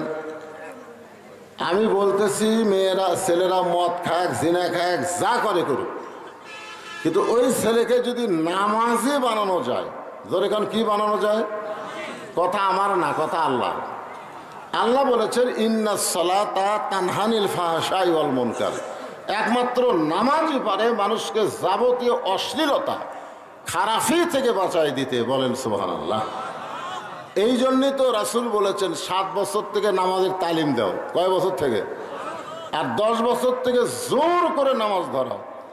যদি আমাদের পরিবারের পক্ষ থেকে 7 বছর থেকে নামাজের তালিম দেওয়া হতো আর 10 বছর থেকে জোর করে যদি নামাজ ধরানো হতো, ওই ছেলে কোনোদিন মদ ধরতো না। ধরে কোনো কথা ঠিক কিনা? আর একটা কথা, চেয়ারম্যান সাহেব অত্যন্ত গুরুত্বপূর্ণ কথা বলেছেন যে এখানে তো মানুষ হেদায়েত হবে না, কারণ বক্তারাও আসে বাণিজ্যিকভাবে। বাণিজ্যিক। আপনারা শোনেন, সূরা ইয়াসিনে আল্লাহ পাক বলেছেন অমাইয়াত্তাবাউ মাল্লাস আলুকুম আজরাউ ওয়াহুম মুহতাদুন। আল্লাহ বলেছেন হেদায়েতের বাণী প্রচার করে কেউ যদি উজরত তালাশ করে সে নিজেই হেদায়েত না। এই আয়াতের তাফসির আপনারা পড়বেন। এখানে বলা হচ্ছে যে কোনো কেউ মুসলমান হয়ে হিন্দুদের কাছে, জোরে কান কার কাছে? বিধর্মীদের কাছে কলেমার দাওয়াত দিয়া তার কাছ থেকে যদি কোনো উজরত তালাশ করে, যে ব্যক্তি কলেমার দাওয়াত দিল সে নিজেই হেদায়েত না। আপনারা বলেন, আমি কি আপনাদেরকে কলেমার দাওয়াত দিতে পারছি? জোরে কান কলেমার দাওয়াত দিতে পারছি? আপনাকে মসজিদের ইমাম সাহেব নামাজ পড়ায়, আপনারা বলেন তো সেখানে বাণিজ্যিক কারবার আছে না নাই? ইমামকে মাস গেলে বেতন দেওয়া দরকার আছে না নাই? কথা বল না কেন? আপনাদের মুয়াজ্জিন সাহেব যে আজান দেয়, ওই আজানের মধ্যে বাণিজ্যিক কারবার আছে না নাই? আজান দেওয়ার পরে মাস গেলে বেতন দেওয়া হয় কি হয় না? জোরে কান হয় কি হয় না? আপনাদের মাদ্রাসায় যে সমস্ত হুজুররা কোরআন শরীফ পড়ায়, আপনারা বলেন তো এরা কি ফ্রি কোরআন পড়ায় না মাস গেলে হাদিয়া নেয়? তাহলে সব জায়গায় বাণিজ্যিক ব্যবস্থা থাকবে আর বক্তাদের ব্যাপারে থাকবে না। এইটা ঠিক না। বক্তারা তো কলেমার দাওয়াত দিচ্ছে না। আমরা সবাই কলেমা গ্রহণকারী মুসলমান, আমাদেরকে কলেমাটা ঠিক কেমনে রাখতে হবে এই বিষয়ে বক্তারা আলোচনা করে। জোরে কোন কথা ঠিক কিনা? আপনারা খুব খেয়াল করবেন।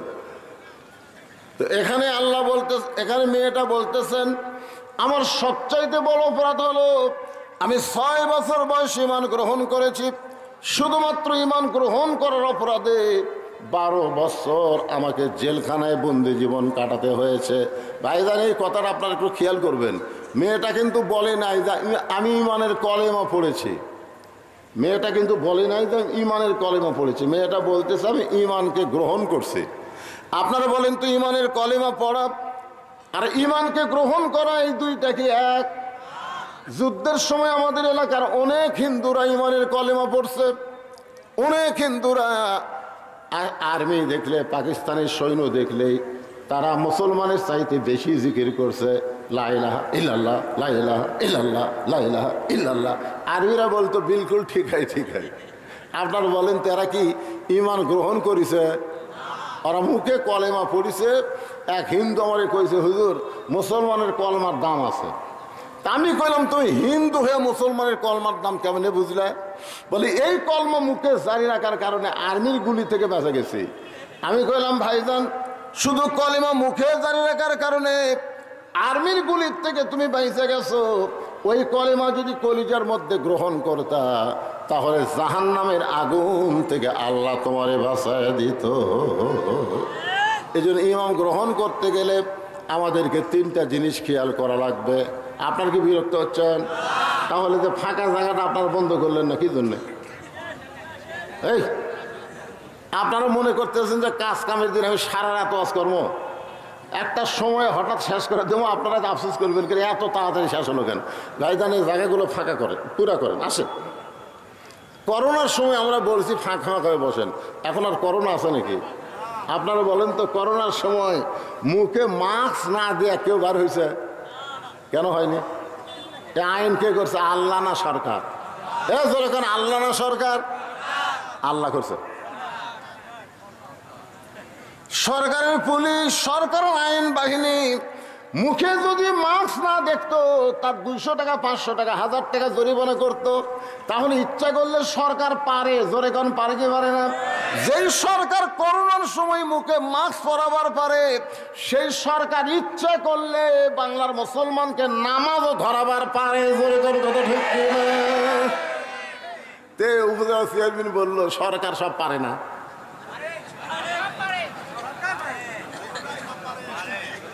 ইচ্ছা করলেই পারে, কিন্তু সরকার করবে কেন? সরকারের মধ্যেই তো নামাজ পড়ে না, জোরে কোন কথা কন না কেন? আজকে মদের বিরুদ্ধে কথা বলা হচ্ছে, যে যুবকেরা মদ পান করতেছে, অনেক নেতারা পর্যন্ত মদ পান করে, জোরে কোন কথা ঠিক কিনা? যে দেশের নেতারা মদ পান করে সেই দেশের যুবকদেরকে মদের বিরুদ্ধে কেমনে বলবো? মদের বিরুদ্ধে আইন আছে না নাই? কোরআনে আইন আছে না নাই? জোরে কোন। ওমর ফারুকের ছেলে মদ পান করছিল, 5 বাড়ি দিয়ে কি করছে? নাই, কোরআনে আল্লাহর আইন আছে না নাই? আমাদের যুবকেরা নামাজ না পড়লেও আইন আছে, এই যে ফ্রিজিং করলে তারও আইন আছে, সব কিছুর আইন আল্লাহর কোরআনের মধ্যে আছে। এই জন্যই তো আল্লাহ বলেছেন অনুনাজ্জিলু মিনাল কোরআনি মা হুয়া শিফাউ ওয়া রাহমাতুল লিল মুমিনিন, যার বাংলা স্লোগান হলো সব সমস্যার সমাধান দিতে পারে আল কোরআন। সব সমস্যার সমাধান আল কোরআনের আলো, ঘরে ঘরে জালো, ঘরে ঘরে না, সংসদেও না, অ্যাঙ্গেলে মার দেওয়া লাগবে। অ্যাঙ্গেলে মার হলো সব জায়গায় জালো। আপনারা বলেন সব জায়গায় যদি আপনি বলেন তার মধ্যে সংসদ আছে না নাই? এখন যদি আপনারা বলেন সংসদে জালো, তখন ওরা বলবে হুজুর ওই দলের লোক। আমরা কোরআনের মাহফিলে এসে এক দল করবো না, সব মুসলমান এক দলের মধ্যে চলে আসবো, জোরে কোন কথা ঠিক কিনা? আপনারা বলেন তো মসজিদের মধ্যে ঢুকলে আমরা কয় দল? জোরে কোন কয় দল? আওয়ামী লীগ, বিএনপি, জাতীয় পার্টি, জামাত সবাই মিলে দেখবেন কাতার সোজা করতেছে। আওয়ামী লীগ সরকারি দল ক্ষমতাতে আছে, ওই কাতারের থেকে 4 আঙ্গুল সামনে গেছে। কয় আঙ্গুল? তখন জামাতে ইসলাম হাত ধরে টানতেছে, লাইন তাই এই যে কাতারের দাগ তোর চোখত পড়ে না? আওয়ামী লীগ বলতেছে আমি খেয়াল করিনি ভাই, ও কে হাত ধরে টানতেছে ওদিকে ওর খেয়াল নাই, ওর খেয়াল হলো কাতারের দিকে। তার মানে বোঝা গেল মসজিদের মধ্যে যখন ঢোকে তখন আওয়ামী লীগ, বিএনপি, জাতীয় পার্টি ঢোকে না, সবাই এক কাতার হয়। আল্লাহর কোরআনের মাহফিলে যখন আমরা বসে যাব তখন আওয়ামী লীগ, বিএনপি, জাতীয় পার্টি থাকবো না, আমরা সবাই আল্লাহর দল হয়ে যাব। ঠিক আছে? মেয়েটা বলতেছে আমির আল মুমিনিন, সকালবেলা 3টা করে চাবুক, বিকালবেলা 3টা করে চাবুক, আমার এমন কোনো জায়গা নাই যে জায়গায় চাবুকের আঘাত লাগে নাই। আপনি যখন রোম পারস্য দখল করলেন তখন আপনি ঘোষণা করে দিলেন মুসলমান কোন রাষ্ট্র যখন দখল করবে ওই রাষ্ট্র তখন আল্লাহর আইনে চলবে, আর আল্লাহর আইনে যখন কোনো রাষ্ট্র চলবে ওই রাষ্ট্রের মধ্যে জেলখানার কোনো দরকার হবে। আপনারা বলেন তো আল্লাহর আইন এটা কি? আল্লাহর আইন কি দেরি করে না ডাইরেক্ট? যেরকম দেরি করে না ডাইরেক্ট? Direct action. আপনি যখন রোম পারস্য দখল করলেন, আমি রোমের একটা জেলখানার মধ্যে বন্দী ছিলাম, আপনি জেলখানার দরজা উন্মুক্ত করে দিলেন। আমি জেলখানার দরজা খোলা পাইয়া, কারণ আমার দাদা খ্রিস্টান, আমার বাবা খ্রিস্টান, আমার 14 গোষ্ঠী খ্রিস্টান। আমি এখন কি করব? এই 2 পাহাড়ের মাঝখানে 6 দিন হলে ঘুরতেছি। আপনার যদি দেখা পায়, আপনার কাছেই দুঃখী মেয়েটা একটু আশ্রয় চায়। ওমর ফারুক চোখের পানি বের করে বললেন, মা, আমি তোমাকে আশ্রয় দিবার পারবো না, কারণ ইসলাম কোনোদিন কাউকে আশ্রয় দেয় না, বরং ইসলাম মানুষকে অধিকার দিয়ে দেয়।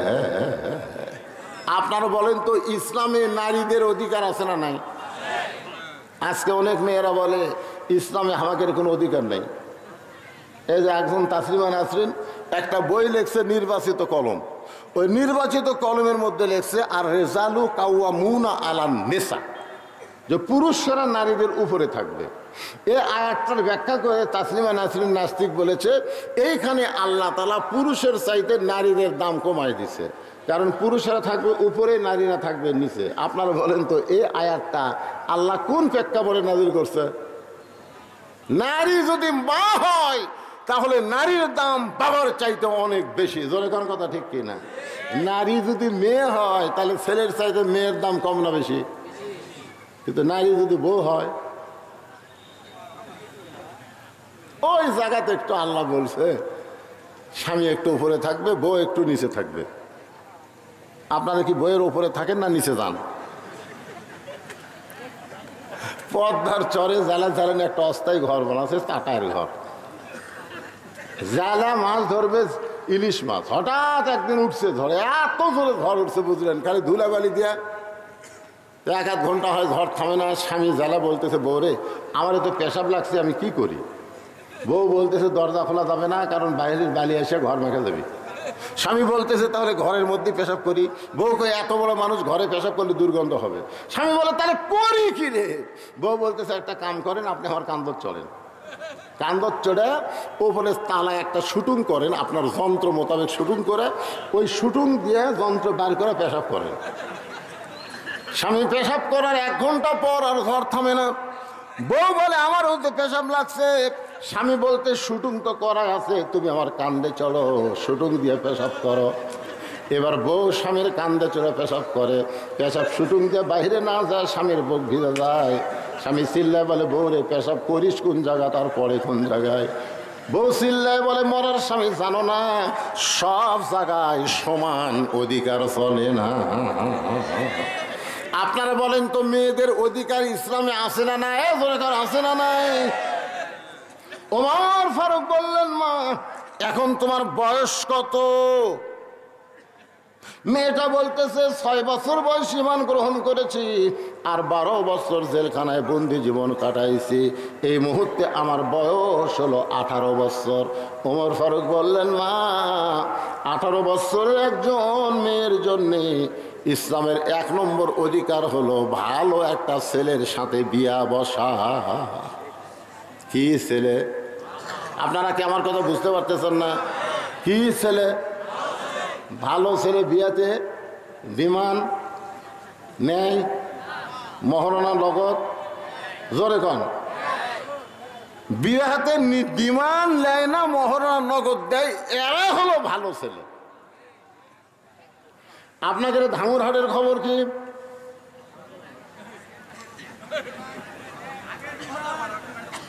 যে ব্যক্তি ডিমান্ড নিয়ে বিয়ে করে, ওই যতইবার কবুল করুক আর বিয়া হয় না। এই ডিমান্ড নিয়ে বিয়া করার কারণে স্বামী স্ত্রী মিলন হওয়ার পরে যে মালগুলা বাড়ায়, ওই মালগুলা কোরআনের মাহফিলে বসে। আপনারা আজকে সর্বাত্মক স্বীকার করবেন, ডিমান্ড নেওয়া জায়েজ না হারাম? মহরণা দেওয়া ফরজ না সুন্নত? মহরণা দেওয়া ফরজ, সেই মহরণা দেয় না। আর যেই ডিমান্ড নেওয়া হারাম, সেই ডিমান্ড নেয়। এরা কোনোদিন ভালো ছেলে হতে পারে না। ওমর ফারুক বললেন, মা, তুমি একটা ভালো ছেলের খবর কোথায় পাইবা? কারণ তোমার তো কোনো অভিভাবক নাই। আমি একটা ভালো ছেলের খবর দিচ্ছি, দেখো তো ছেলেটা তোমার পছন্দ হয় না। মেয়েটা বলতেছে আমিরুল মুমিনিন, তাহলে আপনি ভালো ছেলের খবর দেন। উমর ফারুক বললেন ছেলেটার যোগ্যতা হলো 6 লক্ষ হাদিসের হাফেজ, 30 পারা কোরআনের হাফেজ, বয়স হলো 22 বছর, গায়ের রং ফর্সা, চাঁদের বরণ চেহারা। ছেলেটার নাম হলো আব্দুল্লাহ, আর বাবার নাম হলো হযরত মারে ও মা, আমি তোমাকে আমার বৌমা বানায়া, বেটার বৌমা বানায়া আমার বাড়িতেই তোমাকে অধিকার দিবার চাই। আপনারা বলেন তো মেয়ে মানুষের অধিকার আছে না নাই? আমি তোমাকে কি মা, জোরে কান কি মা। অনেক মুরব্বী চিন্তা করতেছে হুজুর বেটার বৌমা হয়, এটা আপনার ওয়াজে আমরা শুনি, কিন্তু বাড়ির তো দেখতে পাই না। এখন অনেক বেটার বৌমা না হইয়া বউ দজ্জাল হসে, আছে না নাই? জোরে কান আছে না নাই? আপনারা যে বেটা করে বিয়ে করাছেন, কেবারে বেটার বউগুলো কেমন? কথা কয় না। আপনারা বেটা করে বিয়ে করাননি? আগুন। বিয়ে করার আগে বেটা কি ভালো জানেন, দুটা ডাব কিনে নেয়, একটা বাপক কাটা দেয়, একটা মাও কেটে দেয়। বাপ মাও কয় আমাকে আল্লাহ ফেরেস্তা দিছে। কিন্তু বিয়ে করার পরে বউ যে কি কান মন্ত্র দিছে, ওই আর আপনাকে এই কি জায়গার নাম হাটনগর আর থাকে না, ওই এখন বউলিয়া চলে গেছে নওগাঁয়। এখন নওগাঁ বউলিয়া থাকে, বাসা করছে, 3 তলা বাসা করছে, ওটি বউলিয়া থাকে। বাপ মা থাকে হাটনগর। একদিন বাবা অসুস্থ হয়ে নওগাঁয় ভালো ডাক্তার দেখানোর জন্য চলে গেছে। ভালো ডাক্তারের একটা লম্বা সিরিয়াল, দেখতে দেখতে রাত 9টা বাজছে। রাত কয়টা? এখন চিন্তা করে 9টার সময় হাটনগর কেমনে যাই। মন বলতেছে কে তোর বেটার বাসা নাই। ওই তখন ওই মনের তাগিদে বেটার বাসাত গেছে। বেটার নাম হলো আব্দুল্লাহ, কি সুন্দর নাম আব্দুল্লাহ। আব্দুল্লাহ বাসা থেকে চুম করছে, কে রে? আমার সবাই স্যার করে ডাকে, সাহেব করে ডাকে, আমার নাম ধরে ডাকলে এই মরদ কে রে? আপনারা বলেন তো, সন্তান যত বড়ই সাহেব হোক, নাম ধরে ডাকার মরদকে? আব্দুল্লাহ দরজা খুলে তাকায় দেখে বাবা এতিমের মতন দাঁড়ায় আছে। আব্দুল্লাহ বলে বাবা রাত 9টার সময়, কারণ খবর কি? বাপ বলতেছে আমার মন কখনো চাইনি তোর বাসাত আসা, কিন্তু ডাক্তারের কারণে বাধ্য হয়ে আমাকে আসতে হলো। আব্দুল্লাহ হাত ধরে বলতেছে বাবা এত রাগ কেন করছেন বাবা? বাবা মনে মনে কয় রাগ তো তোর উপর করিনি, তুই যে মালটা বিয়ে করছো। রেস্ট রুমে এখন বাপকে। আব্দুল্লাহ আস্তে আস্তে বউয়ের কাছে গেছে। বউ যে ঘরে ঘুমায় আসে না চাদর দিয়ে, ওই ঘরের মধ্যে যে আব্দুল্লাহ ফিস ফিস করে বলতেছে লক্ষ্মীটি, সোনার ময়না, বাবা আইছে। কি হচ্ছে? তোমার বাবা যখন আব্দুল্লাহ আব্দুল্লাহ করে ডাকলো, আমি কি ঠসা? আব্দুল্লাহ জোরহাত করে বলতেছে বাবা কোনোদিনও আসে না রে, আজকে বিপদে যাচ্ছে, আর তুমি এইরকম করে ভাষা। বাবার সামনে একটু খাবার দাও। বউ বলতেছে আমার মাজা বেদনা করে, ফির শিরশির করে, পারলে তুমি দাও। আব্দুল্লাহর বাপ কি আর কম? চিল্লাই বলতেছে কে রে আব্দুল্লাহ, তুই কি মনে করছিস আমি খাবার জন্য যাচ্ছি? যাওয়ার জায়গা পাইনি দেখে তোর বাড়ি যাচ্ছি, থাকার একটু জায়গা দে, খাওয়া লাগবে না। আব্দুল্লাহ রাত 9টার সময় বাবা না খাইয়া ঘুমায় গেছে। রাতটা যখন 11টা বাজে, তখন আব্দুল্লাহ শালা, আপনারা আব্দুল্লাহর শালা বলতে কি বুঝতেছেন? বইয়ের ভাই। 11টার সময় এসে ডাকতেছে শেফালি আপা, আব্দুল্লাহর বইয়ের নাম হলো শেফালি। শেফালি আপা, সঙ্গে সঙ্গে শেফালি কম্বল ফেলা দিয়া মারছে লাভ। আব্দুল্লাহ তাকায় দেখে কম্বল আছে, বউ নাই। বউটা দৌড়ে গিয়া গেট খুলে বলে ভাইজান এত রাত্রে কোত্থেকে?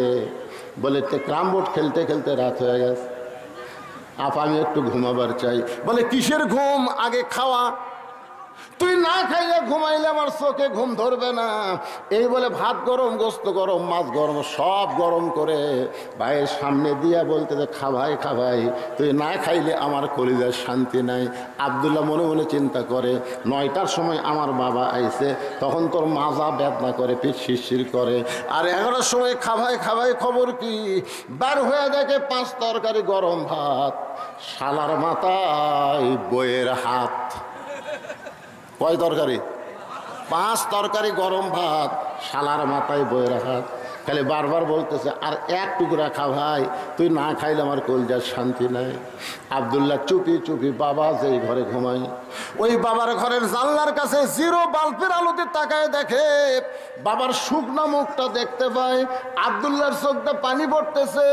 যেই বাবা নিজে না খাই আমাকে লেখাপড়া করাইছে, যেই বাবা মাটির বিছনার থেকে আমাকে খাট বানায় দিছে, আজকে আমার সেই দরদের বাপ না খায় আছে, আর সালাদ সামনে 5 তরকারি গরম ভাত, আমার কি কিছুই করণীয় নেই? সঙ্গে সঙ্গে আল্লাহর কোরআন বলতেছে, আল্লাযী খালাকাল মাউতা ওয়াল হায়াতা লিয়াবলুয়াকুম আইয়ুকুম আহসানু আমালান ওয়া হুয়াল আজিজুল গফুর। আল্লাহু আকবার। আল্লাহ। আব্দুল্লাহ রে, তোর মৃত্যুর হায়াতকে আমি আল্লাহ সৃষ্টি করেছি পরীক্ষা করার জন্যে। সুন্দর আমল করতে হবে।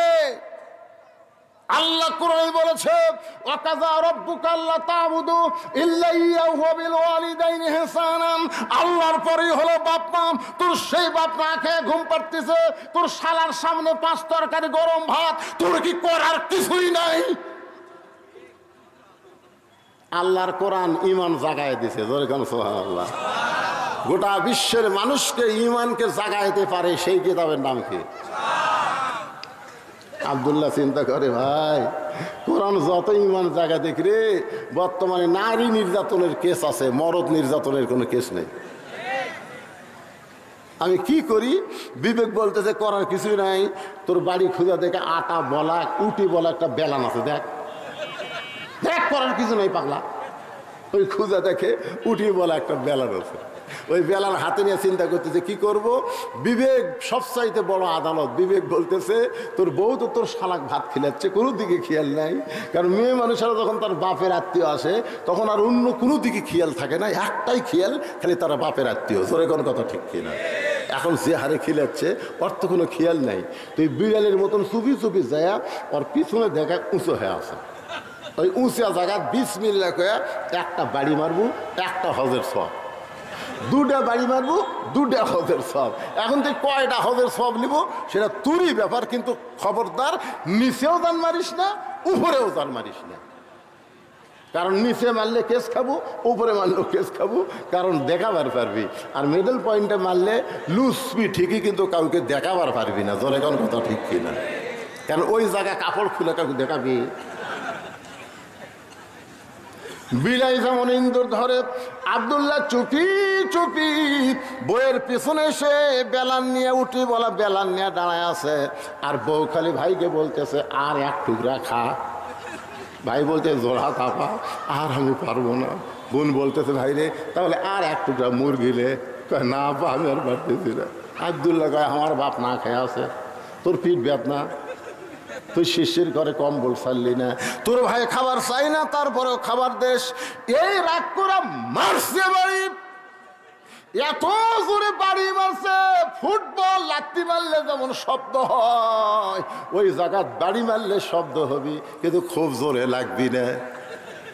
মাঝে মাঝে প্র্যাকটিস করে দেখবেন, বইয়ের ওই জায়গায় বাড়ি মারবেন, শব্দ হবি কিন্তু খুব জোরে লাগবি। কাকু বলবারও পারবি, আমার পাতার উপর মারছে কাকু বলবার পারবে, খালি লুচবি ঠিকই। যে বাড়ি মারছে বউ দৌড়, শালাও দৌড়। শালা চিল্লায় বলে দুলা ভাই এত রাত্রে আমার বোনকে মারলেন কেন? আব্দুল্লাহ চোখের পানি বের করে বলে তোর বোন আমার কে হয়? তোর বোন আমার কে হয়?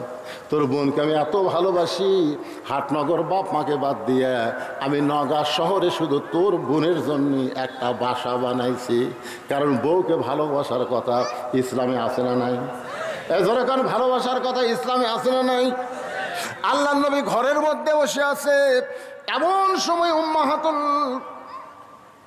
উম্মাহাতুল মা আয়েশা রাদিয়াল্লাহু তাআলা, আমাদের উম্মা, আমাদের মা ঘরের মধ্যে ঢুকছে।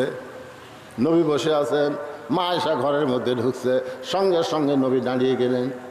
মা আয়েশার সম্মানে নবী দাঁড়ালেন না, নবী দাঁড়ায়া দরজা বন্ধ করে দিলেন, জানলা বন্ধ করে দিলেন।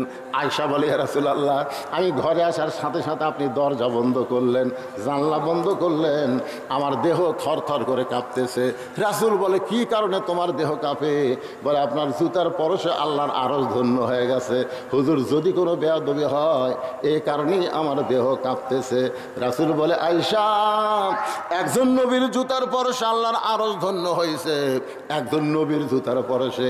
আয়েশা বলে, হুজুর, আপনি তো সেই নবী। রাসূল বলে, যতক্ষণ দরজা খোলা ছিল ততক্ষণ আমি নবী ছিলাম, কিন্তু যেই দরজা বন্ধ হয়েছে আমি আর নবী নয়, আমি হলাম স্বামী, আর তুমি আমার বিবি। বউকে আদর করার কথা ইসলাম আছে না নাই? নবী বলতেছেন, একজন নবীর জুতার পরশে আল্লাহর আরশ ধন্য হয়েছে।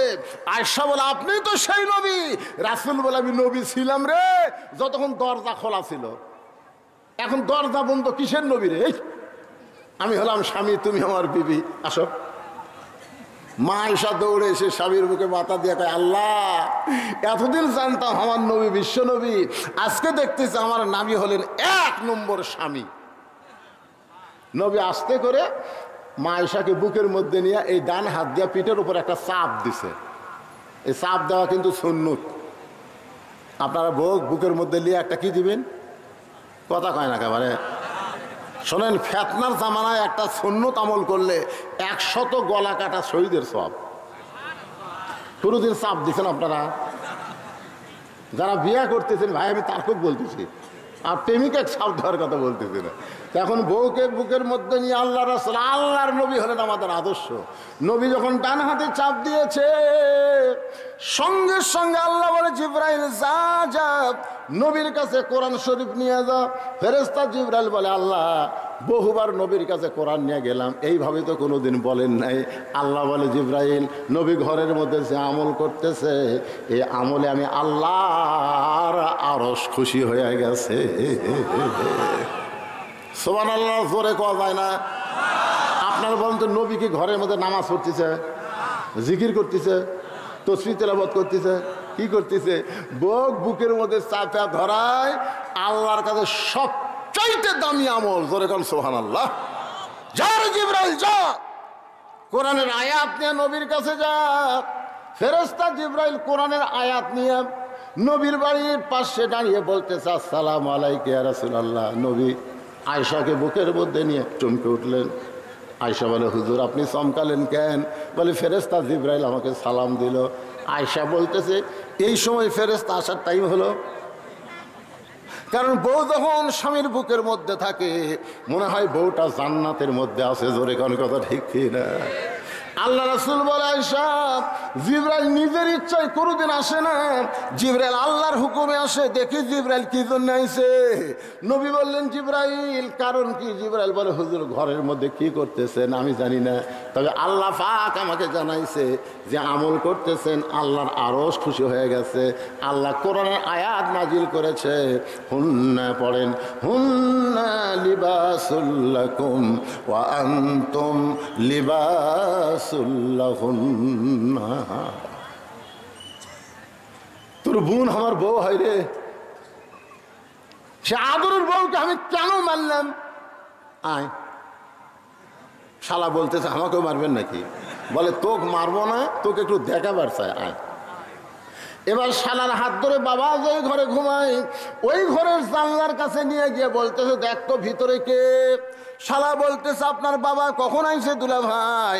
আপনার বাবা কখন আইছে? আব্দুল্লাহ বলতেছে 9টার সময় আইছে, তোর বোন কইছে মাজা বেদনা পিঠ শিরশির করে, আমার বাবার সামনে খাবার দেয়নি বলে বাবা রাগ করে না খেয়ে ঘুমিয়ে গেছে। আর 11টার সময় তোর সামনে 5 তরকারি গরম ভাত, বল রে শালা বল আমার আমল কি?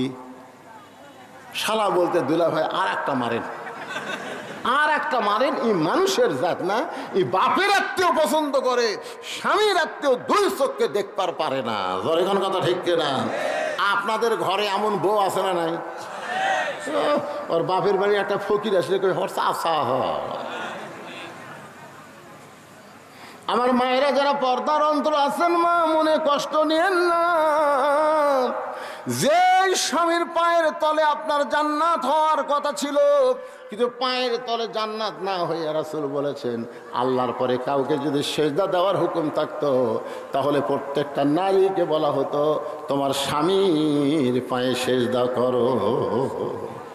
ফাতেমা বলতেছে বাবা, এই যে স্বামীর পায়ে সেজদা করা, এই আমলটাই কি মেয়েদের সবচাইতে বড় আমল? আল্লাহ রাসূল বলে ফাতেমা, নারীদের সবচাইতে বড় আমল হলো পর্দা। ধরে বলেন নাম কি?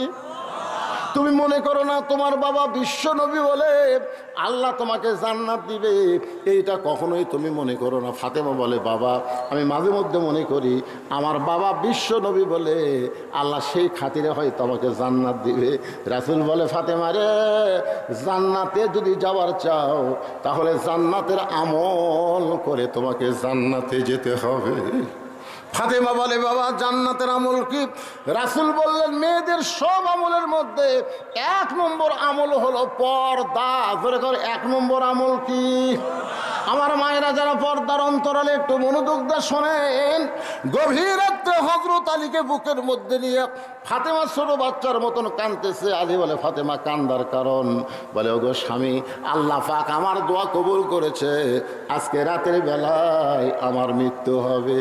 যেই বলেছে রাতের বেলা মৃত্যু হবে, গাছের গোড়া কাটলে গাছটা যেমন পড়ে যায়, হযরত আলী তেমনি পড়ে গেলেন ঘরের মাজায়। মা ফাতেমা মুচকি মুচকি হেসে স্বামীর কপালে একটা চুমা দে বলে স্বামী গো, আমি এতদিন ধরে জানতাম আপনি হলেন পৃথিবীর সবচাইতে বড় আলেম, আমি এতদিন ধরে জানতাম আপনি পৃথিবীর সবচাইতে বড় বীর।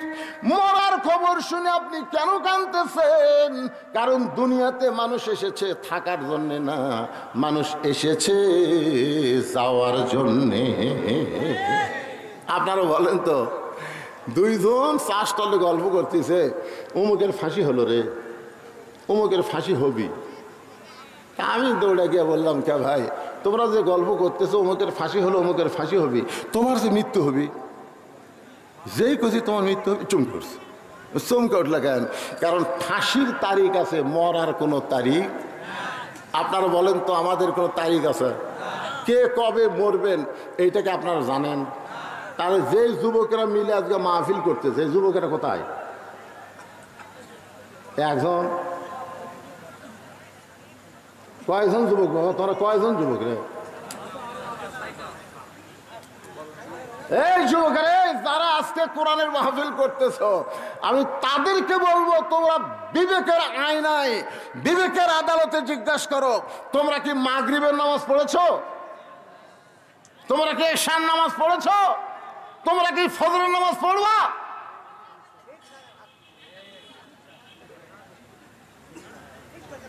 না ঠিক জায়গা থাক না। সারা জীবন ঘুষের চাকরি করছে, বুঝলেন? সারা জীবন কিসের চাকরি? যখন ঘুষের চাকরি শেষ হয়ে গেছে তখনই কান দিচ্ছে আল্লাহ আল্লাহ আমি তওবা করলাম, আল্লাহ আর ঘুষ খাবো না, আল্লাহ আর ঘুষ।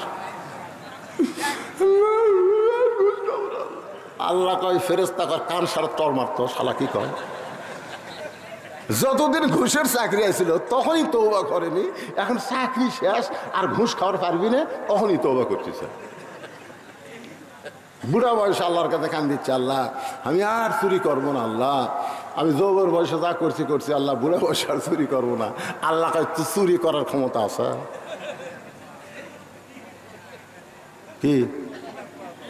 এই জন্য এই যুবকেরা কোরআনের মাহফিল করতেছে, শুধু কোরআনের মাহফিল করলে হবে না, এই যুবকদেরকে যৌবন বর্ষে কোরআনের পক্ষের কর্মী হওয়া লাগবে। জোরে কোন কথা ঠিক না? শুধু কোরআনের কর্মী হলে হবে না, 5 ওয়াক্ত নামাজ জামাতে আদায় করা লাগবে। ধরে কোন কথা ঠিক কিনা? যারা মাহফিলে একটা টাকাও আদায় করে না, আদায় করো তোমরা?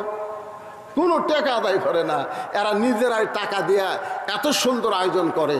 আর সেই যুবকদের জন্য আমাদের প্রাণ খুলে দোয়া করার দরকার আছে না নাই? জোরে কোন আছে না নাই? গান বাজনা হচ্ছে না, কনসার্ট হচ্ছে না, কোরআনের মাহফিল হচ্ছে।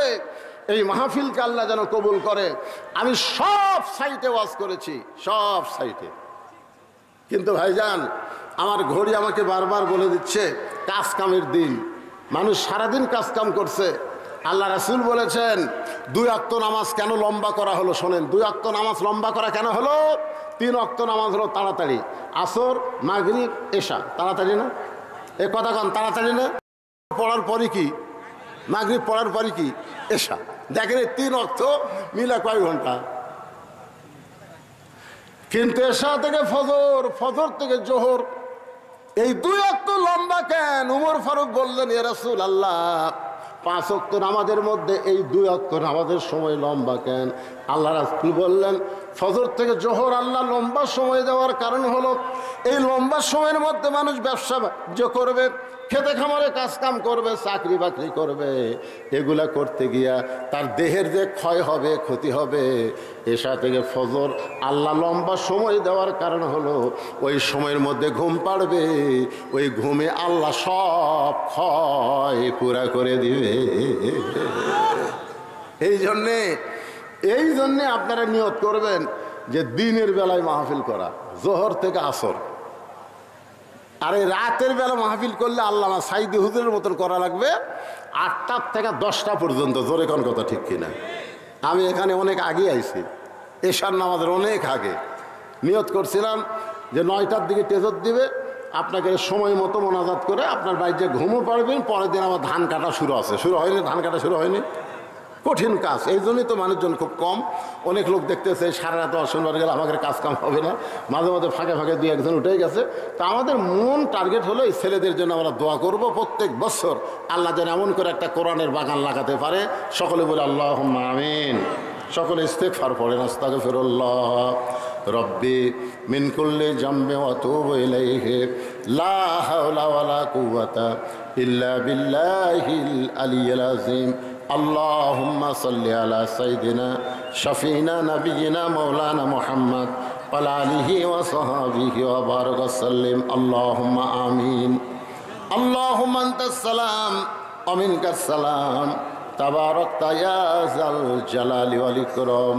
আয় আল্লাহ, মাগরিবের নামাজের পর থেকে অনেক রাত পর্যন্ত তোমার পাগল বান্দারা আরামের বাড়ি ঘুমকে বাদ দিয়া কোরআন হাদিসের মহব্বত কলিজার মধ্যে নিয়ে এই জান্নাতের বাগানে বসে বসে কোরআন হাদিসের আলোচনা শোনার শেষে আমি গুনাহগারের সঙ্গে রহমতের দরজায় ফকির হয়ে দোকানা হাত তুলেছি। আল্লাহ মেহেরবানি করে আজকের মাহফিল আমাদের সকলের হেদায়েতের জন্যে, নাজাতের জন্যে, জান্নাতের জন্যে কবুল করে নাও। এই মাহফিলের শুরু থেকে শেষ পর্যন্ত যত আলোচনা হয়েছে এর মধ্যে যদি ত্রুটি হয়, ভুল হয়, মাফ করে দাও। এর জাহাদিয়া মঞ্জুর করো। সোনার মদিনায় নবী পাকের রওজা মুবারকে আল্লাহ তুমি কবুল করে নাও। তামাম আম্বিয়ায়ে কেরাম, আসহাবে কেরাম, তাবিঈন কেরাম, তাবিঈন কেরাম, তামাম পৃথিবীর মাটির নিচে যত মুমিন মুমিনাত আছে আল্লাহ সকলের আরওয়াফের হাদিয়া কবুল করো। আল্লাহ আমরা যারা হাত তুলেছি আমাদের জনম দুঃখনি মা যাদের কবরে চলে গেছে, ছোট্ট একটা শব্দ হলো মা। এ নামের মধ্যে যে কি মধু, যাদের মা নাই তারাই বুঝতেছে। এই দরদের মা যাদের কবরে গেছে আল্লাহ মেহেরবানি করে মায়ের কবরকে জান্নাতের টুকরা বানায় দাও। আমাদের দাদা দাদি, নানা নানি, আত্মীয় স্বজন কবরে চলে গেছে, আমাদের দরদের বাপ যাদের কবরের ঘরে চলে গেছে আল্লাহ মেহেরবানি করে কবরকে জান্নাতের টুকরা বানিয়ে দাও। যে ময়দানে গান হচ্ছিল, কনসার্ট হচ্ছিল, আল্লাহ সেইগুলো বাদ দিয়া তোমার যেই সোনার যুবকেরা আজকে জান্নাতের বাগান লাগাইছে আল্লাহ, এই সকল যুবকদেরকে 5 ওয়াক্ত নামাজি কবুল করে জান্নাতি কবুল করে না। আল্লাহ এই যুবকদেরকে যারা সর্বাত্মক সহযোগিতা করেছে আল্লাহ তাদেরকে কবুল করো। প্রত্যেক বছর এমন করে একটা জান্নাতের বাগান যেন লাগাইতে পারে এমন ইমানি শক্তি এই যুবকদেরকে দান করে দাও।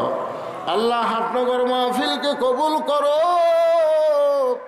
আজকের মাহফিলের সম্মানিত সভাপতিকে কবুল করো, সহসভাপতি, প্রধান অতিথি, বিশেষ অতিথির আল্লাহ তুমি কবুল করো। আলেম ওলামার কবুল করো, হাজী সাহেবদের কবুল করো, মুরব্বীদের কবুল করো, যুবকদের কবুল করো, কচি কাঁচাদের কবুল করো। পর্দার অন্তরালের মা বোনেরা আবিদা সালেহা পর্দানি কবুল করে মা ফাতেমার চরিত্র দান করে দাও। ফিলিস্তিনের মুসলমানকে আল্লাহ তুমি হেফাজত করো। তোমার ঘরের জন্য যারা জীবন দিছে শহীদের মর্যাদা দান করে দাও। আহত যারা অবস্থা আছে আল্লাহ সুস্থ করে দাও। আবার বাংলাদেশের প্রতি রহমত বরকতের বৃষ্টি বর্জন করে দাও, বর্ষণ করো আল্লাহ। আল্লাহ আসমানের বেলা আসমানে নাও, জমিনের বেলা জমিনে ডাবায় দাও। মাঠে ময়দানে যে ফসলগুলো আছে আল্লাহ সেই ফসলগুলো বরকতের সাথে তোমার বান্দা বান্দির ঘরে আসার তৌফিক দিয়ে দাও। আল্লাহ অসুস্থ অনেকে দোয়া চেয়েছে, কে কোন নিয়তে হাত তুলে আমিন আমিন করতেছে আল্লাহ সকলের নেক নিয়ত নিকাশা কবুল করো। আল্লাহ যুব শক্তিকে কবুল করো। এই মাহফিল কমিটির সভাপতি, মাহফিল কমিটির সেক্রেটারি, কেশিয়ার, মাহফিল কমিটির সদস্য আল্লাহ সকলকেই তুমি জান্নাতি কবুল করে নাও। আল্লাহ কত মানুষের জানাজার নামাজ আমরা পড়েছি, এই 2 হাত দিয়ে কত কবরে আমরা মাটি দিয়েছি। একদিন আমরা সবাই মরে যাব। যেদিন আমাদের মৃত্যু হবে দিনটা যেন জুমার দিন হয়, মাসটা যেন রমজান মাস হয়। ইমানের সাথে ইজ্জতের সাথে এই দুনিয়া থেকে বিদায় নেওয়ার কালে আমাদের জবানে জারি করে দিও লা ইলাহা ইল্লাল্লাহু মুহাম্মাদুর রাসূলুল্লাহ সাল্লাল্লাহু আলাইহি ওয়াসাল্লাম। আসসালামু আলাইকুম ওয়া রাহমাতুল্লাহি ওয়া বারাকাতুহু।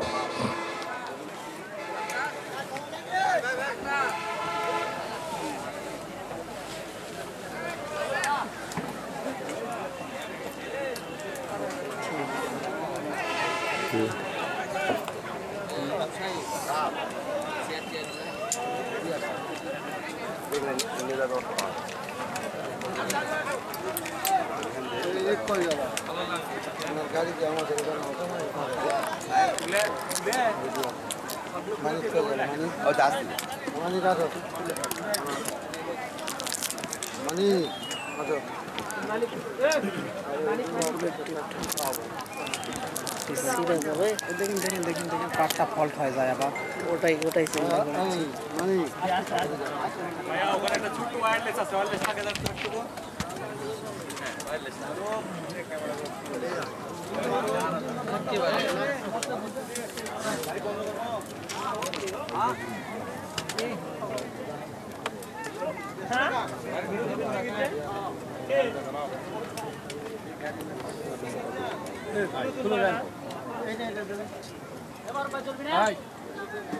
আমাদের